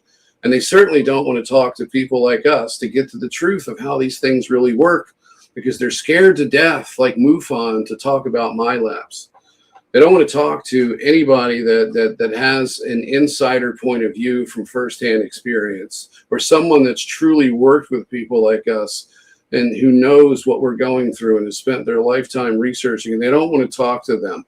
So they just want to push a narrative and get some Facebook views and collect some ad revenue from their podcast. So Nick Pope pushed the establishment narrative. Nick Pope embellished himself and said that he was the head of an agency in the British government that handled UFOs, UAP research. He was basically like a clerk. He had basically a basic office job, but he misrepresented his credentials to make him sound like, hey, I headed this agency. Then you got the FBI agent, John D'Souza, who claims to be the original Fox Mulder. I mean, is that true? I don't know, but frankly, it doesn't look good when you promote yourself like that. Doc Ram actually. They said that the X-Files series was based off of Doc Ram too. Richard Allen Miller. Maybe so. I don't know, but people tend to run with these personal narratives, and when you look at the body of their work, they really don't touch upon any of the real deep stuff that we talk about, and they won't associate with us. So that tells you something. They're making a side living. It's a side hustle. It's, or they're trying to do something good, but they don't want to go deep enough to make a real difference. Or they're just locked into a belief system and they can't see out of it. I don't know what it is, but there's so much problems in this community and the way it's been run and the way it's going, and it's getting worse. And on the people on the outside fringes of this, who were pushing all of these narratives, like David, like Von Donegan was murdered and Nick Pope was killed, and they're lumping everybody in, together with this current narrative of all these scientists that are disappearing and being killed. They're doing us a disservice. They're not doing, because these are the people that get the coverage. These are the people that shows like independent media shows like Redacted will actually interview. These are the people that InfoWars will put on their show, because this is what they find when they do a web search. We Are Changed with Luke Radowski will only talk about the very surface level disclosure. They go as far as David Icke, who has a lot of great information. But the thing is, David Icke doesn't go deep enough into this stuff. David Icke's not a first-hand MyLab experience, or maybe he is, but he's not part of what we've been put through. Certainly not. But they never go deep enough. And this is why, the mainstream, or not so much the mainstream media, but the independent mainstream media, or what we think is independent, because that's been co-opted lately too, with the whole Trump deception, is that, they do a web search and they get what the algorithm pushes, and then they go for those authoritative sources. Mostly are honeypots, co-opted people, or people that have a limited field of view. They won't cover us. They won't talk about the core of this. Missing 411 with David Politis will not associate with MyLabs. They won't, they're not going to ask people who really know what's going on to get a clearer picture. It's just it's because it isn't just the algorithms, but the algorithms are really a problem. If they looked for this information and did research, and the algorithms gave the full number of hits that you really need to give, but all of the different sources of information were presented to them, they may actually be reaching out to myself and other people who have been involved in this at a deeper level, so they can get to the truth. Instead, it's just what you see is what you get. It's a series of controlled narratives. So David Wilcock and Eric Von Donegan and Nick Pope and similar people should not be lumped in with this current group of scientists that have been murdered. Okay. And so the question is, why are they doing this? Well, I can't give you an accurate answer to that. I can only give you an analysis of it. So if we look at what's been going on since Trump took office, we've had the UAP UFO hoax that went on with these drones. And the behavior of the Trump administration, the behavior of the government is quite telling as to what's going on. They know what's going on, and they're staging this thing. I don't believe that what the Farsight Institute is saying. I think they're being bamboozled and taken for a ride by some ETs who say that, they're the ones responsible for these drone sightings. And with the exception of a percentage of it is military, and they're out there spraying people with chemicals and things and causing problems to muddy the waters. That this was purely the Department of Defense. These are these deep MyLab programs with anti-gravity technology staging these drone sightings. And this is why they were over military bases, but there wasn't a big alert by the military in various countries. This is why the media behaved the way it was. This is why the government and Trump administration behaved the way they were behaving around the subject. They want to portray, they want to give you what you're seeing. Essentially, they want to confuse, they want to test the public's response, and they want to see how people are going to respond to this in general. Is there going to be widespread panic? Is there going to be apathy? Or what, or a mixture of both? And we had a little bit of panic, a lot of inquiry, but overall, a lot of apathy. And essentially what it comes down to is they can overstimulate us to confuse us and disenchant us to the point where we disconnect from the news stream and we no longer care about these subjects. Like, most people don't seem to really care anymore about the alien issue. Like, okay, they're here, the government's working with them. What am I going to do about it? I can't pay my bills. Okay, I'm struggling. The food's poisoned, the air's polluted, the water's polluted. I don't know what to do. They're trying to kill us, whatever. The last thing I need to worry about is who is piloting these drones or what the government's doing. I've got to survive. So we've been reduced to that. We've been reduced to fearing that we're going to get bombed by Iran or our president's going to start a nuclear war or start attacking more countries, and we're going to break out into World War III. We've got real threats that are here and that everybody can see in front of them. That Strait of Hormuz business is could be the end of the world. I don't think people realize how serious it is. Like, if you're following this war at all and like everything that's going on, people that know that this Strait of Hormuz could really fuck us up really bad. When I had Penny Bradley on, she talked about it because it produced the oil that's got, I've said this before, it produces urea for fertilizer. All kinds of stuff come from that, and it's bad. It could mess things up, and it could actually throw us into a world war. Like, China's already pissed because they're not getting oil because remember, Iran put a block on the strait, but then Trump, to like counteract that, he put a block on the strait. So now there's 2 blocks on the strait, so nobody's getting through.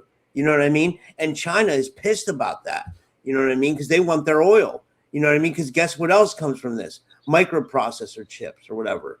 So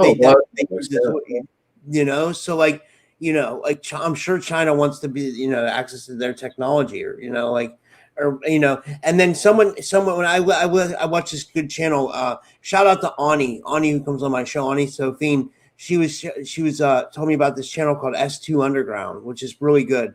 It's a guy who uses a ham radio or something, and he gets all the reports of what's going on in the world, and he reports everything. Like nobody knew about this. There was a shooting at Chichen Itza, believe it or not. Like, someone got shot at the pyramids. But he reports on all this stuff, but he'll tell you the real deal, what's going on with the war too. And he's not biased. He's not left or right. He's just simply reporting what's going on. You know what I mean? And it's pretty interesting. It's called S2 Underground. I like that. Anyway, off on a tangent. Yeah, send me a link to that. I'd really like to check it out, Rob. Thanks for bringing that on.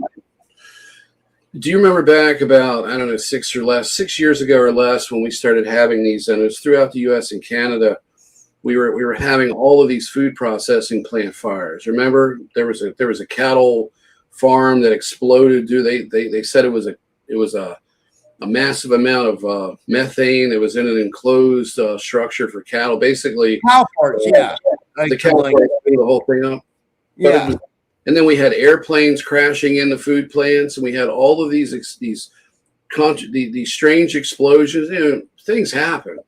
But when you start having it one after another, and then we started seeing food shortages. Remember how that was happening? Yeah. Yeah, Alex Jones thinks that this Strait of Hormuz shit could be COVID 2.0. Well, it is basically a form of a reset, because it isn't just the Strait of Hormuz. The cabal, if you want to call them the cabal, I call them, you call them the elites. You can call it the system, because it really is the system that's over us.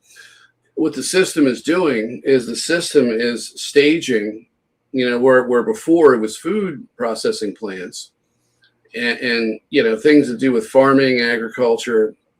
Now they're going after oil refineries. So we've had probably 100 refineries blow up and go down worldwide. There's one just recently blew up in India, and they're all over the place. And it isn't just due to the war in Ukraine, because now here's something interesting. If you remember back when Trump was critical of Britain for buying its oil from Russia, investing in a pipeline and making these deals, I don't know if they invested in a pipeline, but they made the deals so that the Nord Stream 2 pipeline could be pumping oil, natural gas, whatever it is, I believe it was oil, to Europe, right? They were buying. So he was like, well, if Russia's the big enemy and you want us to be in their face, then why are you an oil client to the enemy if that's the case? See, Trump would say something, and these are things that were said so that people in the know would support Trump, because this was part of the facade that he was building for himself. But it's true, so right now you have Britain is blowing up is attacking infrastructure in Russia, okay, that is responsible for its oil exports. So in other words, they're blowing up the refineries that are supplying them with gas, that are supplying them with jet fuel, heating oil, and oil for fertilizers and other products. That's happening here in the United States too, for whatever reason. Like, I talked to Sal. Sal told me that like an oil refinery in Texas got caught on fire too. So why do you think they're setting? And so do you think it's a planned demolition? Someone on Facebook, I'll give a shout out. Who was it? It was Angelic Sun says, "Do you guys think it's all a pre-planned demolition? Like, do you think it's like the cabal collapsing the world in on itself with all this?" Yeah, they're destroying our energy infrastructure, okay, to create famine, to create product shortages, food shortages, to make us all suffer, because they want to tear down the existing system and bring in a new one. Not that we're not going to be off of oil. Now we're going to still be using oil, because oil is a perfect tool that they can create artificial scarcity with. They can on one side scare us into the pollution aspect of it. And then that gives, because they've always said, if you remember, when I was growing up in the 70s, they told us in school that we ran out of oil, that our wells ran dry. We're out of the whole country ran out of oil, but all of a sudden, decades later, we're pumping we got lots of oil, right? The United States has got our wells are filled back up again, and it's kind of like the way the moon missions go. First, we can't go through the Van Allen belts, and all of a sudden, without any technological advancements, we can now do it again, because we have limited exposure. So they just pulled out the Apollo line and recycled it. And then you look and you see, and who knows if this is even true, but some of the footage looked like it was AI. Now, was it AI that some hoaxer created and put out on Facebook? Or was it the actual NASA footage? Because it's hard to find this, and it's difficult when you work to look all these things up, because it isn't always available in a Google search, because they don't want you looking it up. Yeah. So I saw an astronaut on a spacewalk around the moon with 3 legs. Okay. Was that something that somebody created and with one of these AI programs, or was it NASA being so sloppy that they put that out there either intentionally or just made a mistake? I think NASA's lying about the whole thing, and I think, I think the fact that they supposedly went up there and saw nothing's absolute bullshit, because we know there's stuff up there now, and it's Monet is she has her own farm. She says no farmer needs to buy urea to fertilize. She says that's the most insane thing. But I didn't want to say that to get her upset. Like, that's what they're telling us. That's what we're being told by the media and stuff, that like they're saying that the Strait of Hormuz, it produces this stuff and it's responsible for fertile. Yeah. Like, They've set up distribution systems, contracts with farmers where they're using pesticides and fossil fuel, carbon-based fuel fertilizers that's derived from oil. So they've already got this infrastructure set up to fail. So yes, you don't have to use that. You can use organic farming methods that are more sustainable and better for the earth and overall better for the people and everything in it. But that isn't the case. They've set up these monopolies, these distribution systems that are very fragile. All they have to do is pull the pin on the proverbial grenade, and the whole thing comes crashing down and becomes this major catastrophe.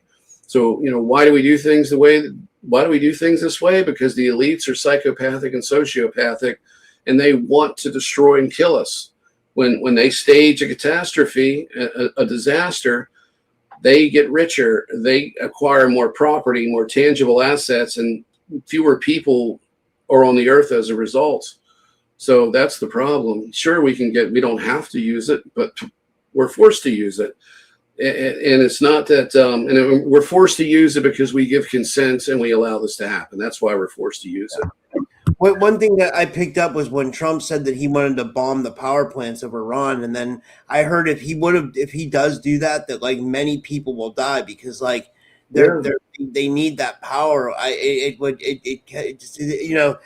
So basically, that made me think. It made me think that like, okay, the Iranian government's terrorists. We know that, right? Like, so like I don't support them and all, but like they are terrorists. Like the IRGC is very bad, and that was another thing that got me upset because I thought we were supposed to be freeing the Iranian people. I thought that we were supposed to make regime change.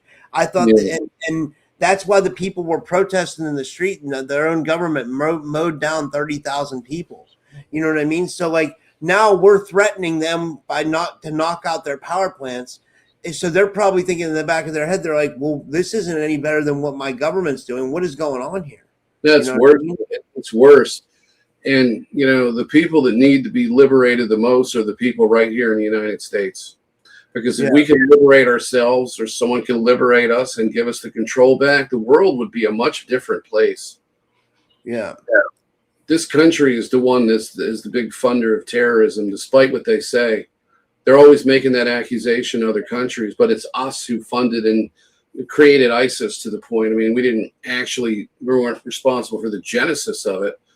But when it came to be, because of our foreign policy, the things that we do to the people in the Middle East on behalf of Israel, then we co-opt, and I'm not going to put myself into this, but they co-opted, the Defense Intelligence Agency released the ISIS document under General Flynn, and he got in trouble for that by the Obama administration. So for all we know, General Flynn is corrupted too. He obviously had to be in the government. So whether he's done something positive, because a lot of these people are not always completely bad. They're not consistently evil. They'll do some positive things, but I hate to use this term, at the end of the day, because people overuse the shit out of it. But at the end of the day, he's their asset, and he's going to do what they want him to do, with some exceptions. So he didn't get to be General Flynn by going against the system, put it that way. So he was disagreeing with creating a proxy terrorist army called ISIS. And on the other hand, he pushed the Trump deception. On the other hand, he could also be involved in the QAnon deception, which has done more. And you really want to pinpoint that what has done more damage for disclosure, what has done more damage for the Patriot movement, what has done more damage more than anything else it's QAnon. It's the people behind it, and it's the people that perpetuate the lies of QAnon that continue to this day, despite everything that's on the surface now and staring us in the face.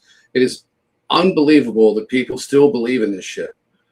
Yeah. They still cling on to Trump being the savior. Oh my God, he's covering up for a pedophile network that he was deeply involved in. He's bombing innocent people and committing war crimes for Israel. He's sold us out. He's destroying our social safety net. He's bankrupting our country. Okay, he's turning the Department of Defense to the Department of War. It's never meant to be an offensive war machine. It just goes out and does repetitive regime change for countries like Israel and for the evil people who run this country. Yeah. How are we always playing 3D chess? No, he's not. This is ridiculous. So, that is the one thing that people need to get out of their system. And shame on those who keep pushing this, because it's so transparent now that it's bullshit and it needs to go, because we're never going to get on the same page as long as we have that vile psychological operation running full steam ahead in our midst, because we're never going to be able to agree on anything because we're not getting the truth.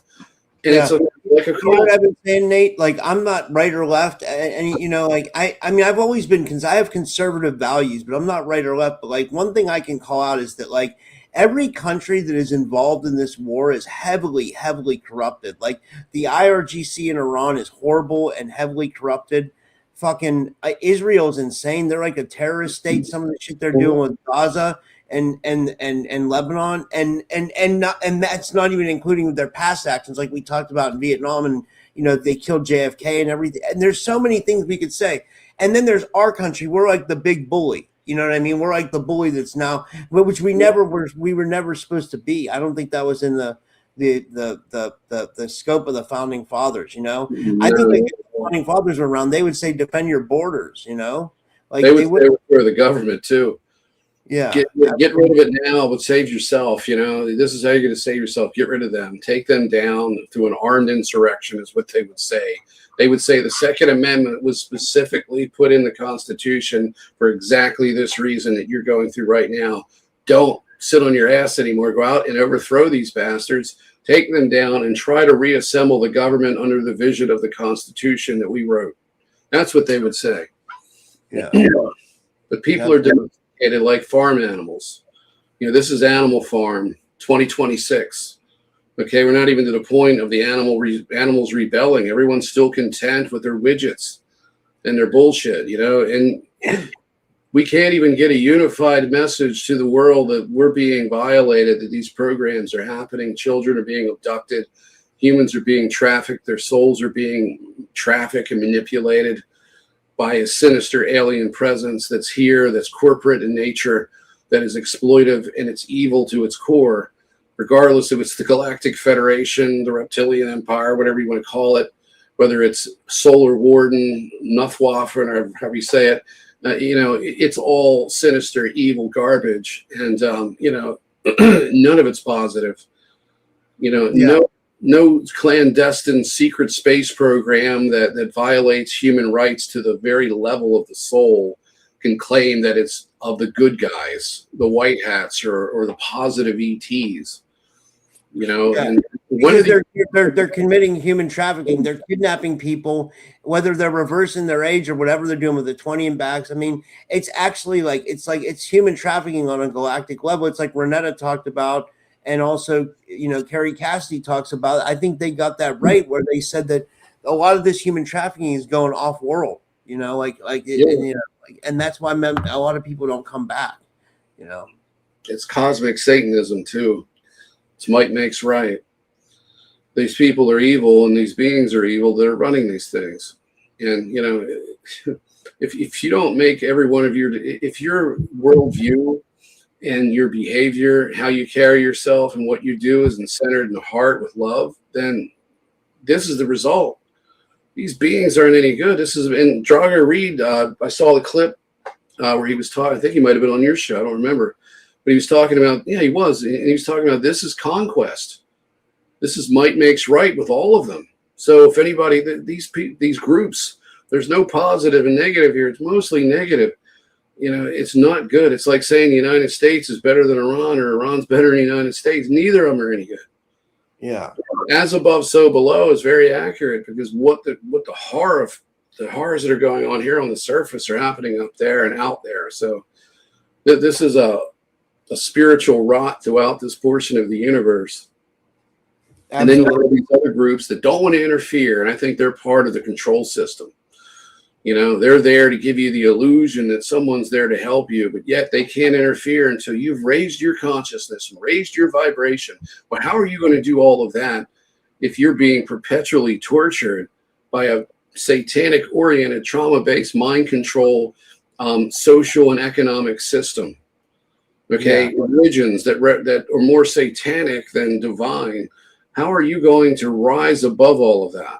It's like in the what was that, the Shawshank Redemption, with Andy Dufresne crawled through a sewage pipe 300 or 400 yards with a white T-shirt on, and how he came out cleansed at the end was kind of like the narrative of Morgan Freeman was narrating the end of it, or not the full end, but near the end, how he escaped, and it was metaphorical because he had kind of cleansed himself of being a prisoner, and I think he was wrongfully accused, or whatever the plot line was. But I mean, you're not going to be able to do that in the real world here. You're going to be damaged. And as long as you're damaged, they control you. You'll stay in the simulation. They want you to see the ones that carry out the evil as your saviors. Yeah. And they don't want you to stand in your own power and connect with the Creator and do things out of love. They want you to do things out of greed, out of anger, the desire for conquest. Eat or be eaten. Might makes right. That's what they want. That's essentially the reptilian philosophy. So that's what they want. And they want everybody believing that. And Christianity is very much, especially the fundamentalist variety, has been very oriented in that negative way of thinking. War for Israel, kill gay people, just like the fundamentalists over there in Islam. It's all the same type of garbage. Absolutely. Yeah, absolutely. Yeah. Yeah.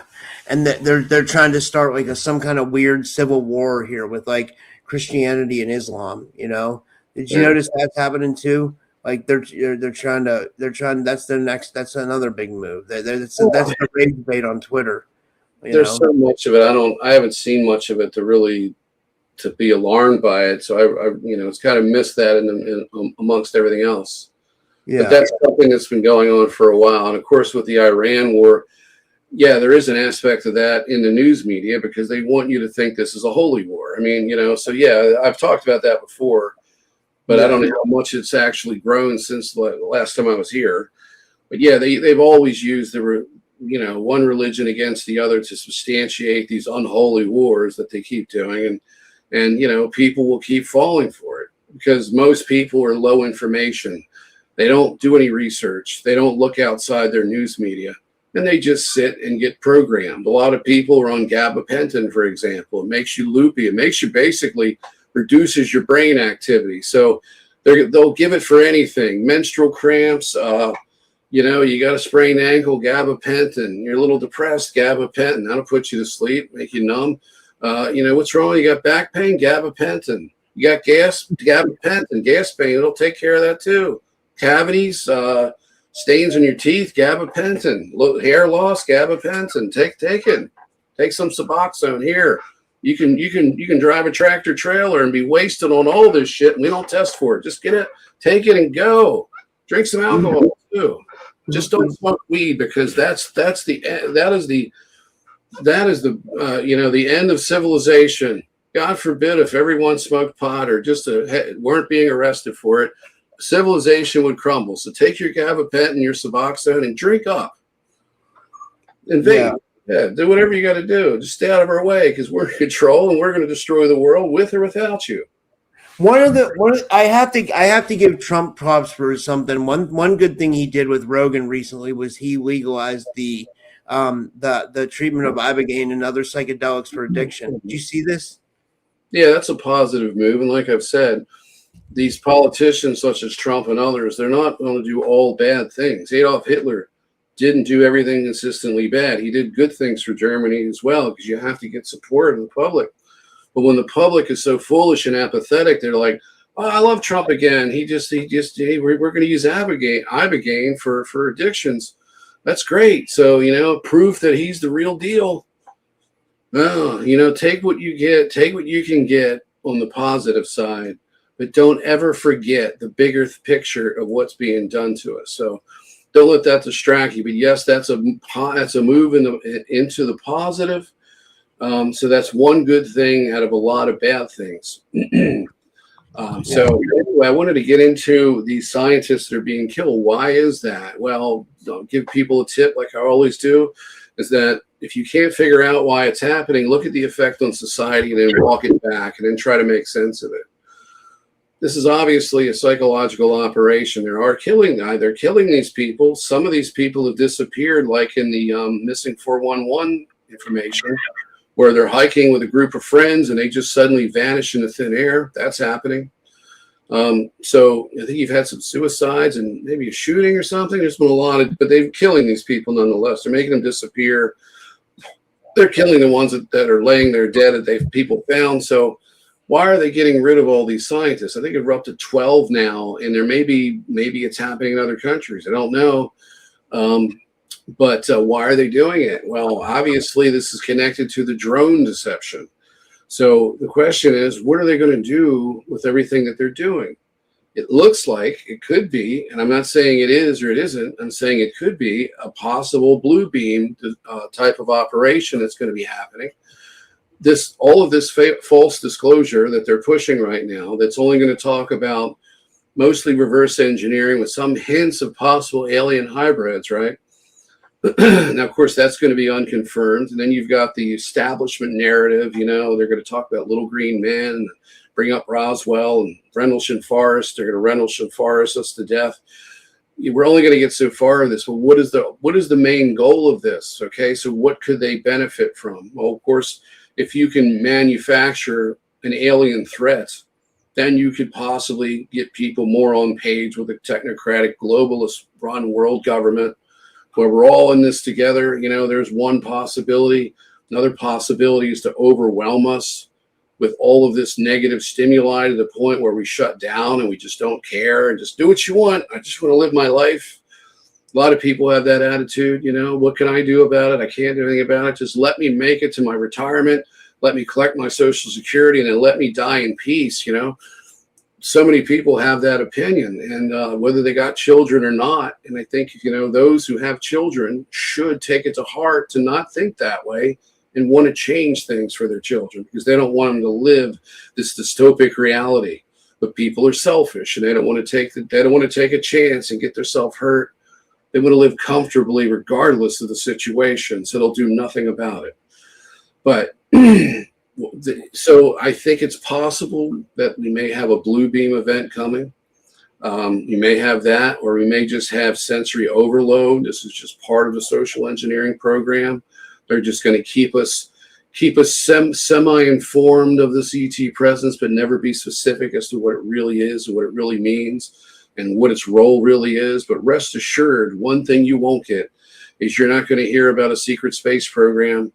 You're not going to, unless it's portrayed in a fictional sense with honeypot super soldiers, who discredit theirself when they talk about, and I'm also not just a cosmic, multi-dimensional ultra soldier. I'm also the Archangel Michael. Look at me. Hey, I got wings. You just can't see them. These are the people that they're going to put out there to represent us, to discredit us. So they've created a situation where we've got layers of disinformation to cut through in order to get to the general public to get recognition. And what happens when we get recognition? That's a good question. I don't see the public rising up and saying, hey, you've got a breakaway civilization. Hey, you've got all of these victims, these traumatized children and adults now that have lived through this, that are experiencing things that their altered clones have been through. And they're telling their stories, and what is going on here? This needs to stop. I don't think we're ever going to get to that point, at least in my lifetime, and probably the next generation, if we even have one, if they can even live their lives out. But, and we're not going to get there if we don't stop what's going on. We need to clean up our own house first. So that way the people that are perpetuating these honeypot operations they're not even aware they're doing it. If if we can reach these people and help them break free of this and educate ourselves so we're all on the same page, and we know that we understand how counterintelligence works and how these operations work that they're using to deceive everybody and turn people into honeypots like David Wilcock so they can be exploited and killed off later. If we can get past that, then we've got a chance. But until we do that, we don't have a chance at all. Yeah, absolutely. I agree 100%. Yeah. So, I don't have a whole lot more to say other than that. But if you got any questions, Rob, or anybody in the audience wants to call in, I'd love to talk to somebody. If you have any questions, post them in the chat. And I can fire up the phone lines. That would be cool. If you want me to, I can. Absolutely, man. Let's get somebody. Hopefully, somebody's out there who wants to ask a question. It's not often that I get to talk to people like that. Yeah. Let me do that right now. I'm just okay. I'll do it on. I gotta do it on here. Yeah, and if you guys want to call in, I just don't like to turn it on at the beginning because, it wastes the time and I have to pay for the time. So it's like, there's no point in running it while we're talking about the topics because, it just will, you know what I mean? But I'll only take me a second. But I'm trying to think. Yeah, we kind of covered everything. But I'm interested in hearing what other people have to say. And we got a good audience. We got about 100 people watching. Between YouTube and Rumbles and your channel, and so it's like we got a good so someone should call in, and the number is 573-877-7637, guys, if you want to call in, and I'm gonna log in right now. So give me 1 second. Where's the phone? Oh, here it is.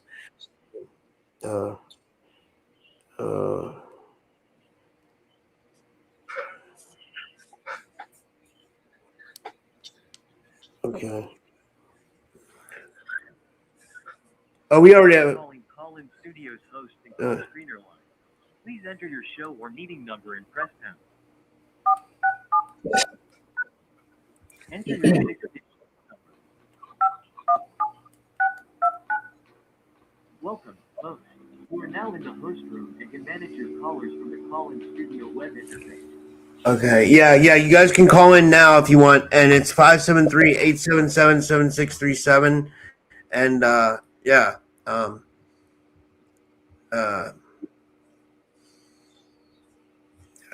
me see here. Oh wait, this is so we got yeah. You guys can put your questions in the chat if you don't want to call in. This is a good one from She Is Awake in the Dream. She says, Nate, how do we get out of this matrix when we leave here and never come back?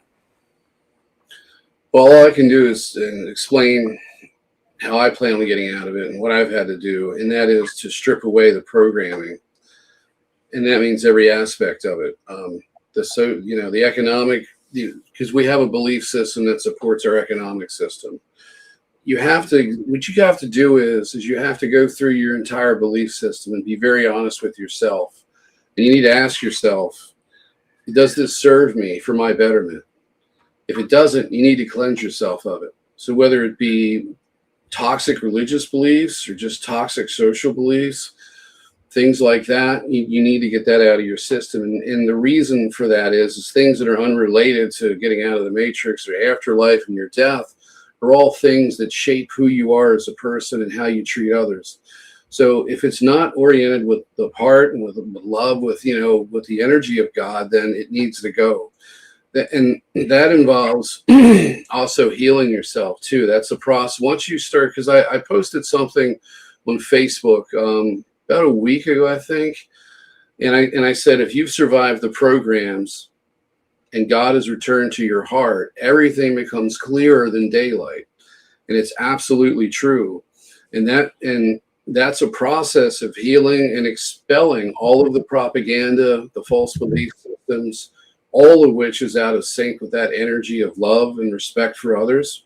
And so God doesn't want,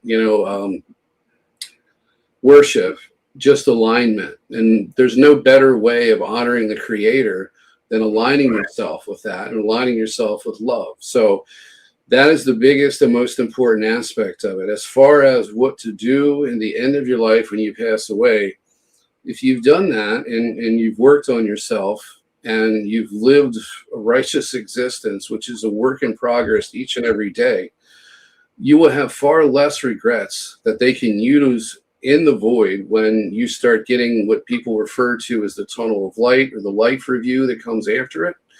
You won't be enticed to go in that. You won't be taken for the ride, so to speak, and deceived, because the message always is that you didn't hit your mark and you need to return and go back to this again. It's nobody's business except yours and the Creator as to where you're going. And it's really, really up to you more than anything else, because it isn't, like I said, God wants alignment, but God's not going to demand obedience like this. And so this authoritarian God that the religions depict and what you maybe some people encounter in your death experience is a total deception. So human beings have sovereignty, whether they believe so or not. They should not be subject to a prison planet system. The clue that it's a prison planet is when you die, that there's beings there to make a decision on whether or not you did everything you were supposed to do or not. It's none of their business. They have no right to do that. And as long as you consent to being controlled like that, and you give them the authority over you to judge you and to provide you with reincarnation, you're not going to get out. So that all has to do with changing your belief system in the here and now, orienting with the Creator, which is love, and also remembering that God is in your heart, not external to you. So when you're in the void, and you feel love energy coming from a tunnel of light, remember that's false light, that's false love, that is AI, that is extraterrestrial based AI. And if you're in the programs, you're getting a modified version of that, which is a asset retainment team that's using a cloaked craft right over where your body lies and your soul is exiting it, to entice you into the same construct, but a modified version of it for reassignment and recycling. So if you don't go into the tunnel of light, and, so then the question is, what happens after that? Well, you're going to stay in the void. There's not places to hide.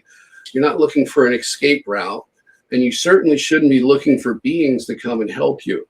Okay, because the majority of these beings are either going to go, it's going to go one of two ways in most cases. You're going to have beings that are generated by the AI system that represent loved ones, angels, things that you believed in and trusted, even from something as insignificant to the bigger picture as maybe a dog or a cat could be appearing to you, versus your dead grandmother, your mother, your father, your brother, your sister, your best friend, could be a depiction of Jesus or whatever religion you're in. If you study NDEs, you're going to realize that it's catered to every individual person and their belief system. So what they believe they'll encounter is what they encounter. So it's very deceptive. It knows you from inside and out. It knows you're here, how long you've been here, why you're here, how it all came to be. It knows what you believe in. It knows your habits. It scans you and it knows it all. So it knew it all before you died. It knew it the moment you arrived in the system. You're basically tagged and put in the general population like a prisoner or a zoo animal. So it knows everything. So it's going to use everything against you. So if you're unhealed, if you have false belief systems, if you're confused about something, especially when I'm talking about the very core of it, which is that God is within, not external, you're not going to be pulled into some kind of deceptive, technologically oriented construct of a tunnel of light. So there's not an escape route, essentially, in the way you think. It's not a three-dimensional space. It is pure presence. You're in kind of a transition state that has been hijacked by AI, and that's the void. So how do you get out of it? You have to, during your lifetime, and it could happen after you're dead, for the moment you're there, you have to make that connection with God at the heart. If when you think about the afterlife and what it really is, and if you think about God and you think about your loved ones that you've lost through death, and it brings tears to your eyes, and it's not tears because you feel the loss, but it's tears because you want to be part of them again. You recognize God as like what you want to be part of, and it truly affects you. You need to focus on that. That's the calling card to getting out. That's what I said. God is inside you, not external. So if you can connect with that from inside, you can phase shift yourself, frequency. You're changing your frequency to match your destination of where you want to go. And when you do that and you connect with God at that level, you're going to transition yourself instantaneously out of this illusionary holographic EM simulation and that void that they created or hijacked to entrap you. And you'll disappear right in front of their computer screens, and you'll go home where you belong, into another universe, essentially, that's pretty much identical to this, but it doesn't have the overlay, the simulation EM overlay that creates these restrictive realities that we're living in, that's harsh, where you're disconnected from the creator and you're disconnected from each other. So that's my best advice. And you got to start working on it now, and you got to follow your heart. And your heart, literally the core of your being, if you orient with love, will tell you where to go. It's not guesswork. It's like I said on Facebook, everything becomes clearer when God returns to your heart in this programming, this trauma-based mind control programming that you get in society, that you get in these programs. If you're a MyLab, if you can disengage from that and go back to what's really meaningful, which is love, and fill yourself with that, which is God's energy, everything will become clear to you as to what to do. You just simply got to follow your heart, and you can't be afraid. Because if you make a mistake, you did the best you can. But, like I said, when you really make that connection, that's when reality changes. That's when you get to a point, and some of us are going to get there and some of us won't. But if you follow this, you'll get to a point where the attacks, the psychic attacks, the targeting becomes lesser and less and less and less, because eventually they can't touch you anymore, especially on the spiritual end of it. This is a good call. This is a good follow-up question. And we didn't really get, you guys can call in. It's 573-877-7637. Don't be afraid to call in, guys, But I love these questions too. These are really good questions. This one's from Sequoia68. She says, do you think you could ask Nathan his views about karma? I just think it seems to be an iteration of the same karma as a part of scripting, she says. I think it's partly true. I think karma basically is part of another engineered belief system. But, when you do something wrong to someone, it has a ripple effect. So there's been some near-death experiencers who have come back and have said they were shown what the effects of their behavior has done to the people around them. And they described it as, they gave an analogy of taking a stone and throwing it into a pond. And once the stone hit the water surface, there was a ripple effect that, little waves, little circular waves, concentric circles emanating from the impact zone. So everything you do has an effect on other people. I wouldn't focus on karma. I would focus on aligning yourself with the love frequency, which is God. And that's the only thing you need to really concern yourself with, because negative karma will go away anyway if you do that, because you won't be there doing harm to other people. If you do good things for other people, it comes back to you. The world becomes a better place. You're creating a zone of improvement around yourself, like that stone hitting the water. It's got a ripple effect. Well, it also works when you do something positive, and it influences other people. So, karma, in a sense, is just another form of an engineered belief system that's kind of addressing that. I don't know how, but as far as these Crevelian law goes, where, they say you can shift the negative karma, that's just pure deception and Satanism. So, I wouldn't even worry about karma. I would worry about making the world a better place, changing yourself and healing yourself and surrounding yourself with good people, and everything will start falling into place from there. And I think the whole karma thing is just another distraction, because they're not giving you the truth of what you need to do. And they're throwing this at you here. And, karma, and that can create fear, indecisiveness. It can lead you astray in your own mind as well. So, that's my general opinion of that. So it's sort of a mixed bag. You're kind of half right, but there's a little more to it. So you're really pretty much all right, but there's more to it than that, is what I'm trying to say, if that makes sense. Yeah. Let's see if there's any more questions. These are some good questions, though. I'm going through this. Michael, I'm just going to put this up on the screen. This is Michael David Matthew. He seems new here, so thanks for tuning in, Michael. I hope you subscribe. So, guys, remember to subscribe, and remember to subscribe to Nate's channel. We're streaming live on Nate's channel too. Give him a subscribe and give him a follow, because he does these podcasts are long, guys. These are 2 hours, over 2 hours. We'll probably go for longer. So definitely show him some support and support the podcast, and and all that stuff. And thank you guys for being here. And I lost my light. Oh, here it is. But this is from Michael David Matthew. He says, God doesn't want worship. God wants alignment. Well said. And let me see here. Because the greatest form of, and I don't like to use the term worship, but if you were paying a favor back to the Creator, the greatest way to do that is simply alignment. And that means aligning with love and taking care of each other.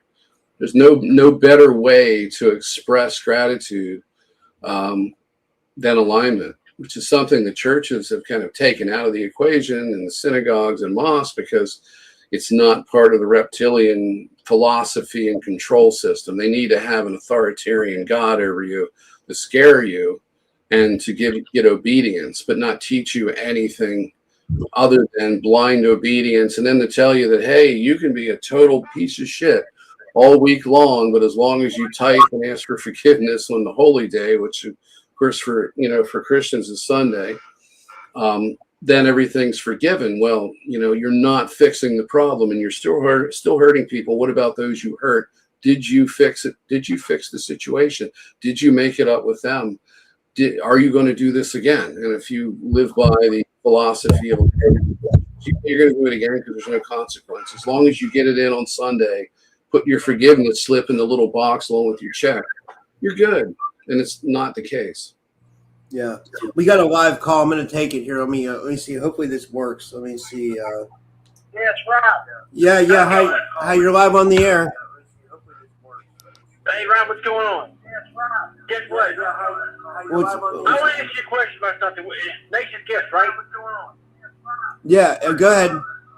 There's a bit of an echo. Maybe they can turn down their computer. We have a dream, a supernatural dream that almost got at first where they're having red flame and blue flames around them in front of Earth going to Mars. Because in the past years, I've had that stand on the porch and archers up on top of me and standing awake in my yard a couple years ago for whatever reason for 3 seconds. Through my eyes, I saw a glass shattering reality matrix for 3 seconds. And then in the kitchen, for whatever reason, I was looking outside the window and I saw a metamorphosis demon shapeshifter posted as George Bush Sr.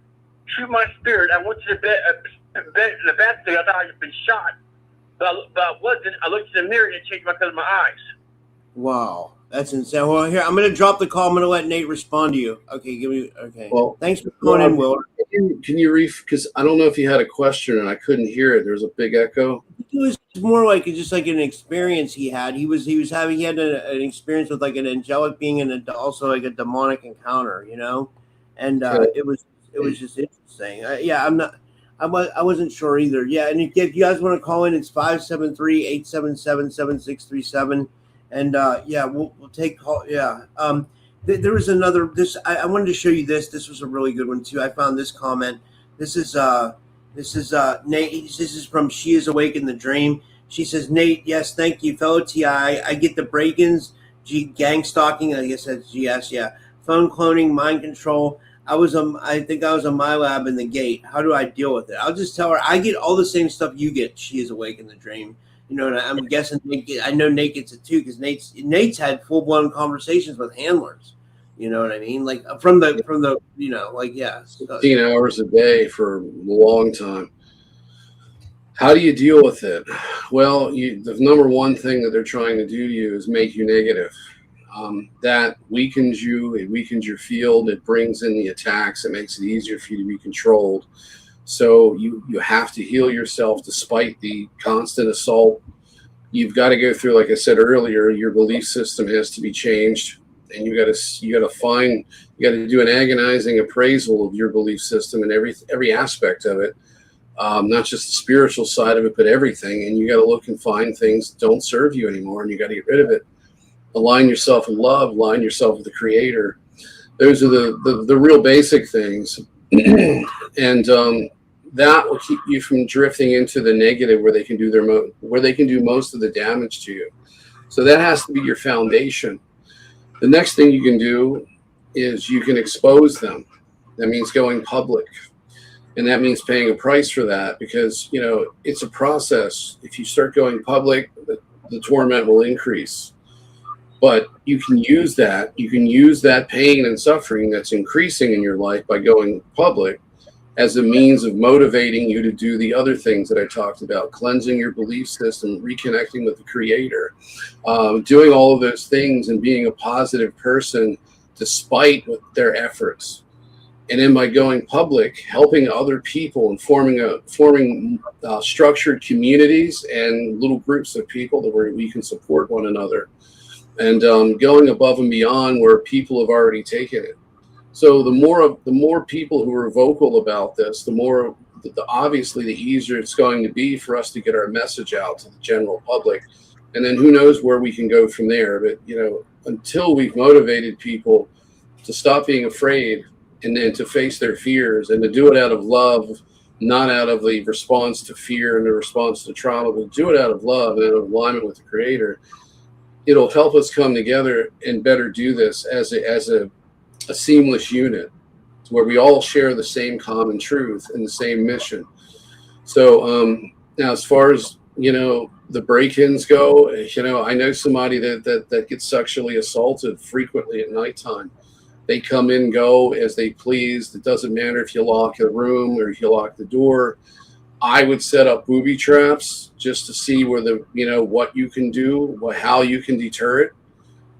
There's these devices that are used for camping when you have problems with wild animals. You can set up a perimeter in your room where you have tripwires, and when these things go off, it's a 12 gauge shell, but it's a blank, and it looks like a little, like a metal grenade. I don't know about other countries. I'm sure you can get them some places, but not others. But in the U.S., you can buy them from Amazon. They're not that expensive. I would do things like that. I'd set up traps. Of course, I'd make sure that my family members, my children, my pets, and myself wouldn't get actually caught up and injured by these things. But I would do precautionary measures like that, and I would test the boundaries of it. If you're being gang stalked, what you have to understand is that they're hijacking your energy, and they're using your energy to project energy that's unbeknownst to you, affecting people in your environment to set up these types of things. They also remote neurally monitor you as the victim, as the targeted individual, and their AI system needs a perpetual feedback loop from you. So if you can find a way to block that and to essentially seal them out, either, whether it be just even partially, you're going to get some relief from this. How do you do that? It's a personal journey that starts with going and connecting with God and the Creator, which is the same thing.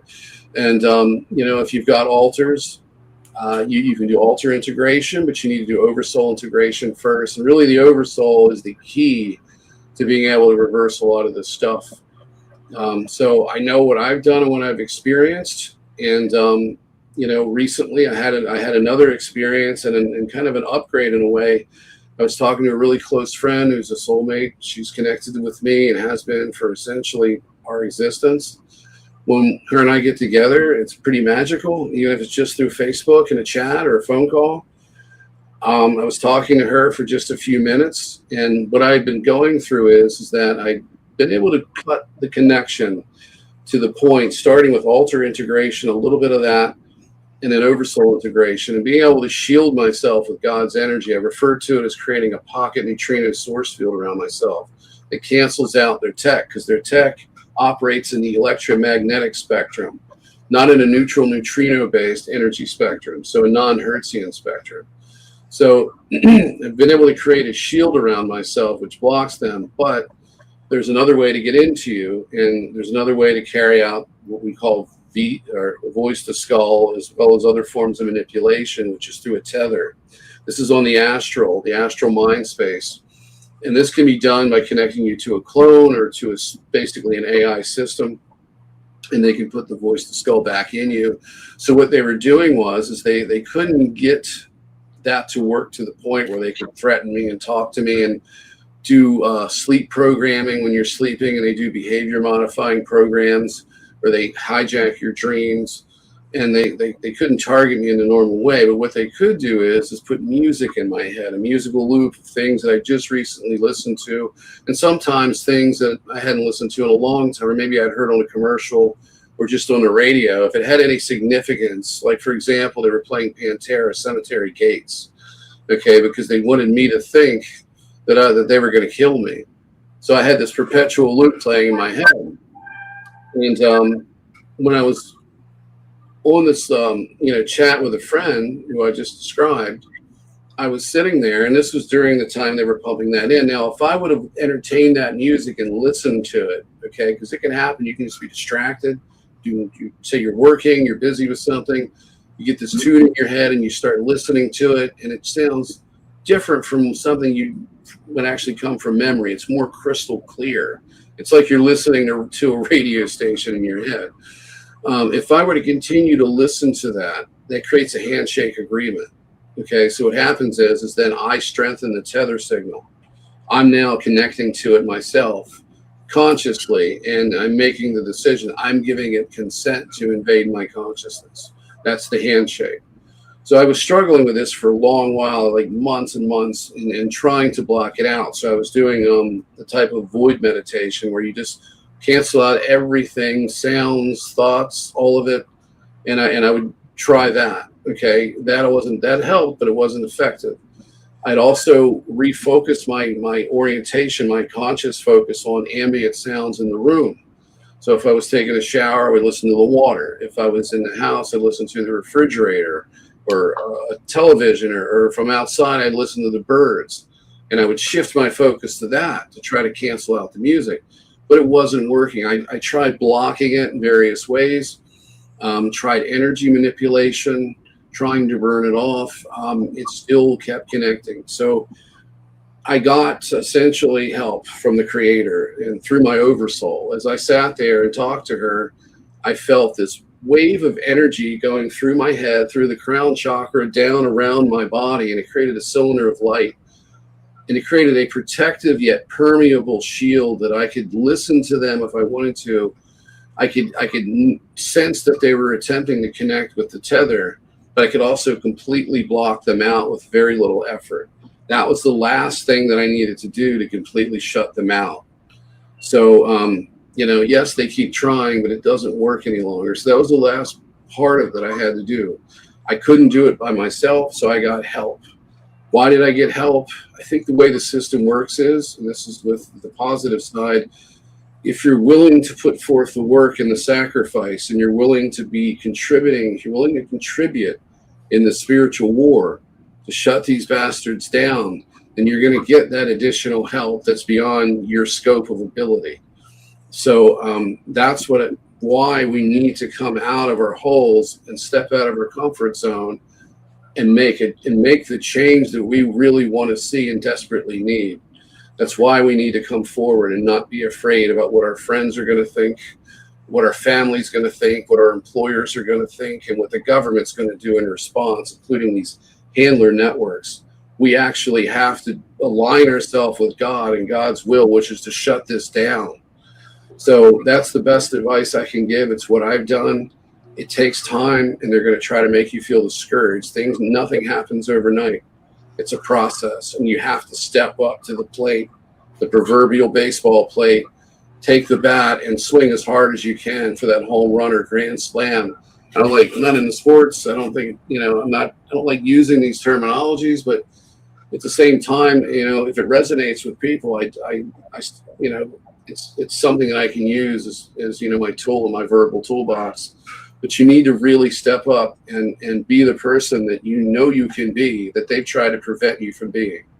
And that's why they're targeting you in the first place. Give them what they don't want, which is the real you. And that means connecting with your oversoul and with the Creator and standing in your power and not giving a damn what they do. Don't be afraid. And don't be afraid to be counted and face the consequences, because if we all stand together, the consequences are far less, and we can have an impact. Absolutely. And we got a call. Let me take this comment off the screen. I'll put another comment up.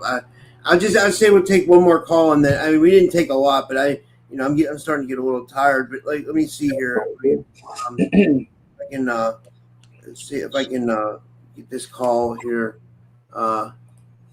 Let me see. Hello, you're live on the air. Hey, Rob, how you doing? Hi, who's calling, please? This is Lou. I talked to you before. Oh, hey, Lou. How's it going? Hi, Lou. How are you? What's that, sir? No, go ahead. You're good. Yeah, there's a lot of trigger points that I wanted to say, but it's scary to say it because a lot of people won't be able to handle the truth. I've been listening. My wife's been listening. My wife's in the background over here.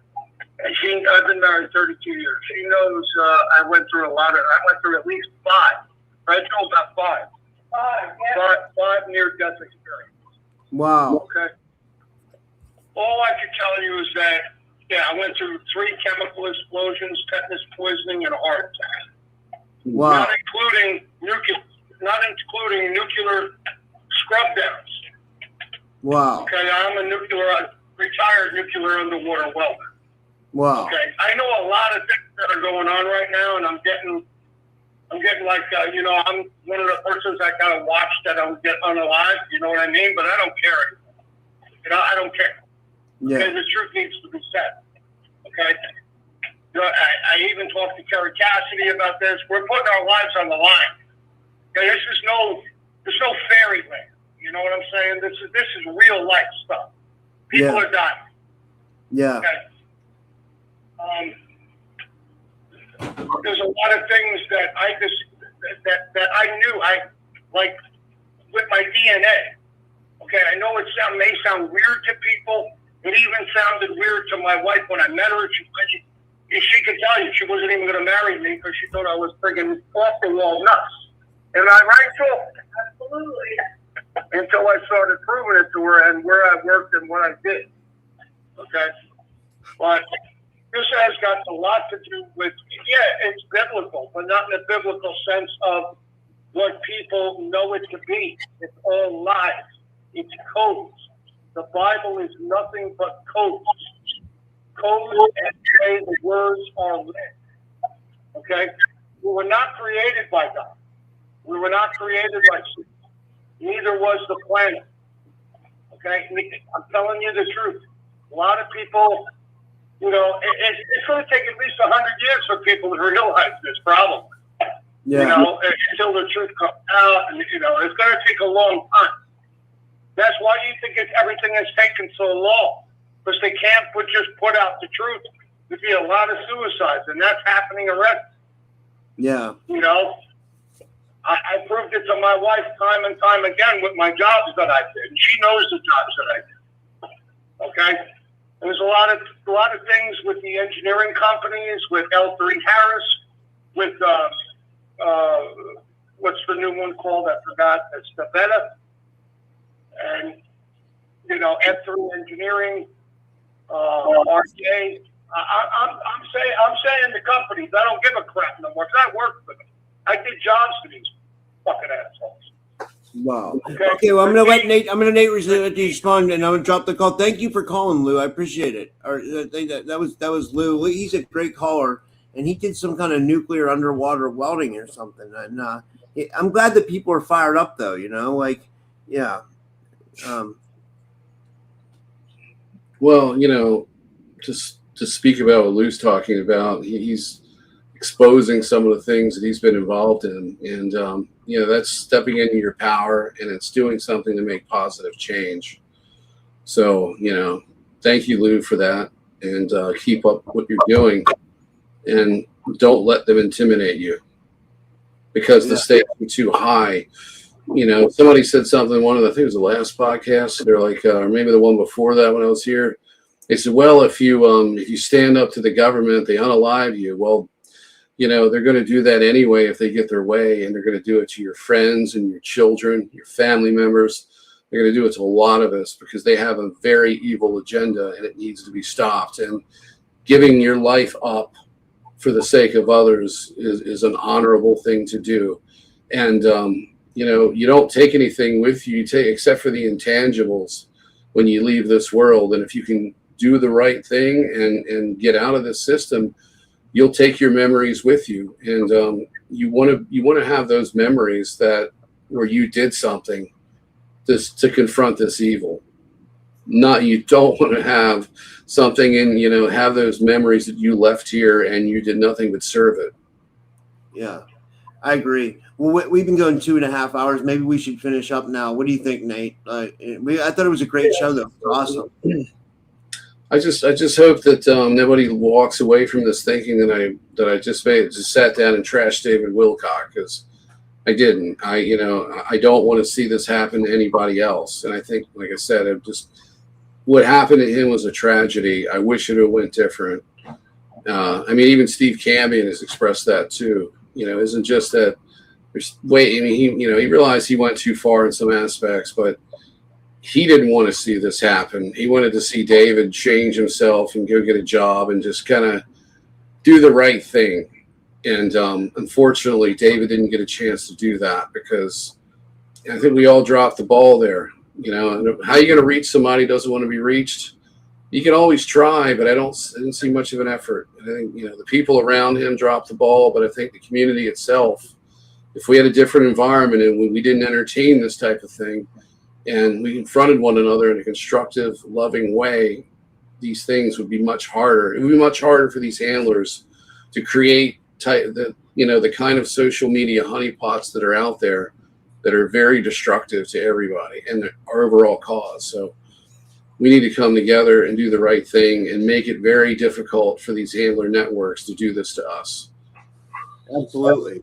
And on the world stage, we need to like find a way to like get so the government's not creating problems with us overseas and like and the other governments of the world need to shape up themselves as well. Like we can't be a guardian for Israel, and we can't support terrorism either. So like Israel's wrong, Iran's wrong, and we're wrong. It's all wrong. You know what I mean? At the end of the day, it's a big pile of shit, is what it is. It's all these, and like I said, it's not the Iranian people, it's not the Israeli people, it's not the American people. It's always the governments. You know what I mean? It's always the government. Yeah. We also can't let the government define a population of people, even if some of them are going to be going along with the agenda, just like here in the U.S. When we look at these videos where you see a couple of Israeli citizens attacking a Christian woman or a man or a child or maybe a Muslim, we can't let that define the entire population. Yeah.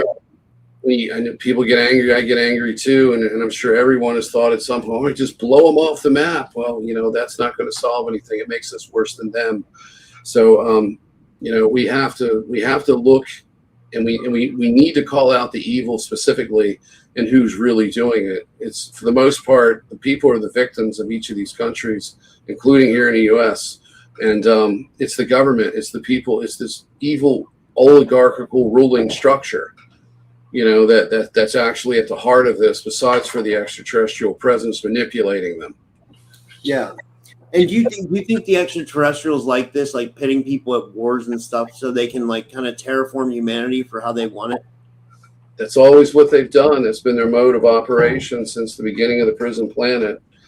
One good place to look is the program. Well, there's the programming at a play, but I think it's in the book of Truman Cash called the Eye of Ra, because he demonstrates through his memory regression as Ramses II how the extraterrestrials used him to create war with other groups, other tribes and countries, and how this perpetual type of negative social engineering has been placed upon humanity to divide us so that they can play God with us. So it's always been their mode of operation. This is how they control population on a prison planet. And we're just one planet in a system of planets just like this. So there's other people, they may look different than us. They're suffering someplace else under the same sick, trauma-based satanic system. And this is how they control us. So they've got their crazy religions, and so do we. They may be different, they may be similar. That's why when you look at Mars, which was also used in a similar way to Earth, that's why you see the same iconography on the surface in those ruins in the JPL images. You see Egyptian, Mayan, and other types of, there's even a keyhole mound on Mars that looks like the one in Japan, and it's unmistakable. So they have the same religions. They may have had different names for their gods, and their gods may have looked different because we look different than the Martians. But it's the same thing. It's no different. And we need to recognize that. And, other people have had us under their spell and playing God with us. This isn't just the elites. It's the extraterrestrial presence. Absolutely. And how do you get out of this? Well, I don't have the answer to the question, but I can tell you how you can individually get out of it. You can leave this universe altogether and go back to the source field, the real universe, the one that's the real creational template for everything that this overlay essentially distorts. So we're in that source field right now. We're in this neutrino universe with an electromagnetic overlay that gives us the illusion that reality and the three-dimensional world or the universe is the way it is. And we also get the illusion that might makes right, and that as above, so below, that evil, and there's always going to be evil as long as, it has to exist because good has to exist. We need the yin and the yang. That's not true. You can look at reality as a triality, not a duality. That means we have a choice. Evil is a distortion. Evil is a disease. It doesn't need to exist. Alignment with the Creator completely eliminates it. We can live in a utopia where everyone loves one another, or we can be warlike and act just like these ETs. So when somebody says, hey, I want to get out of this prison planet and I want to go back to being a Pleiadian or wherever I identify with because my spirit guides told me or my ET contact told me or whatever, you're just trading one prison for another. And you're going to have to take a look at that and make a decision for yourself. Do you want to go to another warlike reality and deal with it, or do you want to get out of it altogether? And I think so at an individual level, there's a way out that completely gets you out. But on the other hand, if you want to stay in it and you think this is great and you're going to be here suffering a lot longer until you make that decision. And that really requires alignment with the Creator. It's that pull from the inside that takes you out of the void and takes you out of the death traps. Not some extraterrestrial savior, not Jesus coming through the tunnel of light or whatever religious figure you expect to see. It's inside you. That's the key to getting out. It's like the Wizard of Oz, which is why they use it with their occult programming in the programs. And I believe that the Wizard of Oz was influenced subconsciously to be put into reality in order for them to use it. But it's true, though, when you come down to it, that the three characters that were seeking, one needed a heart, one needed a brain, one needed courage. That's always been in us. We just forgotten that it is. We don't know it's there anymore because it's been replaced by negativity. We're out of alignment with God. So when we get that alignment back, we realize that those three things have always been in us. And all of that and that alignment is what's going to set us free at an individual level. So you get yourself out and you save yourself. It's really that's the real core of the truth here. You don't need an external savior because God is within. So we just have to recognize it. Absolutely.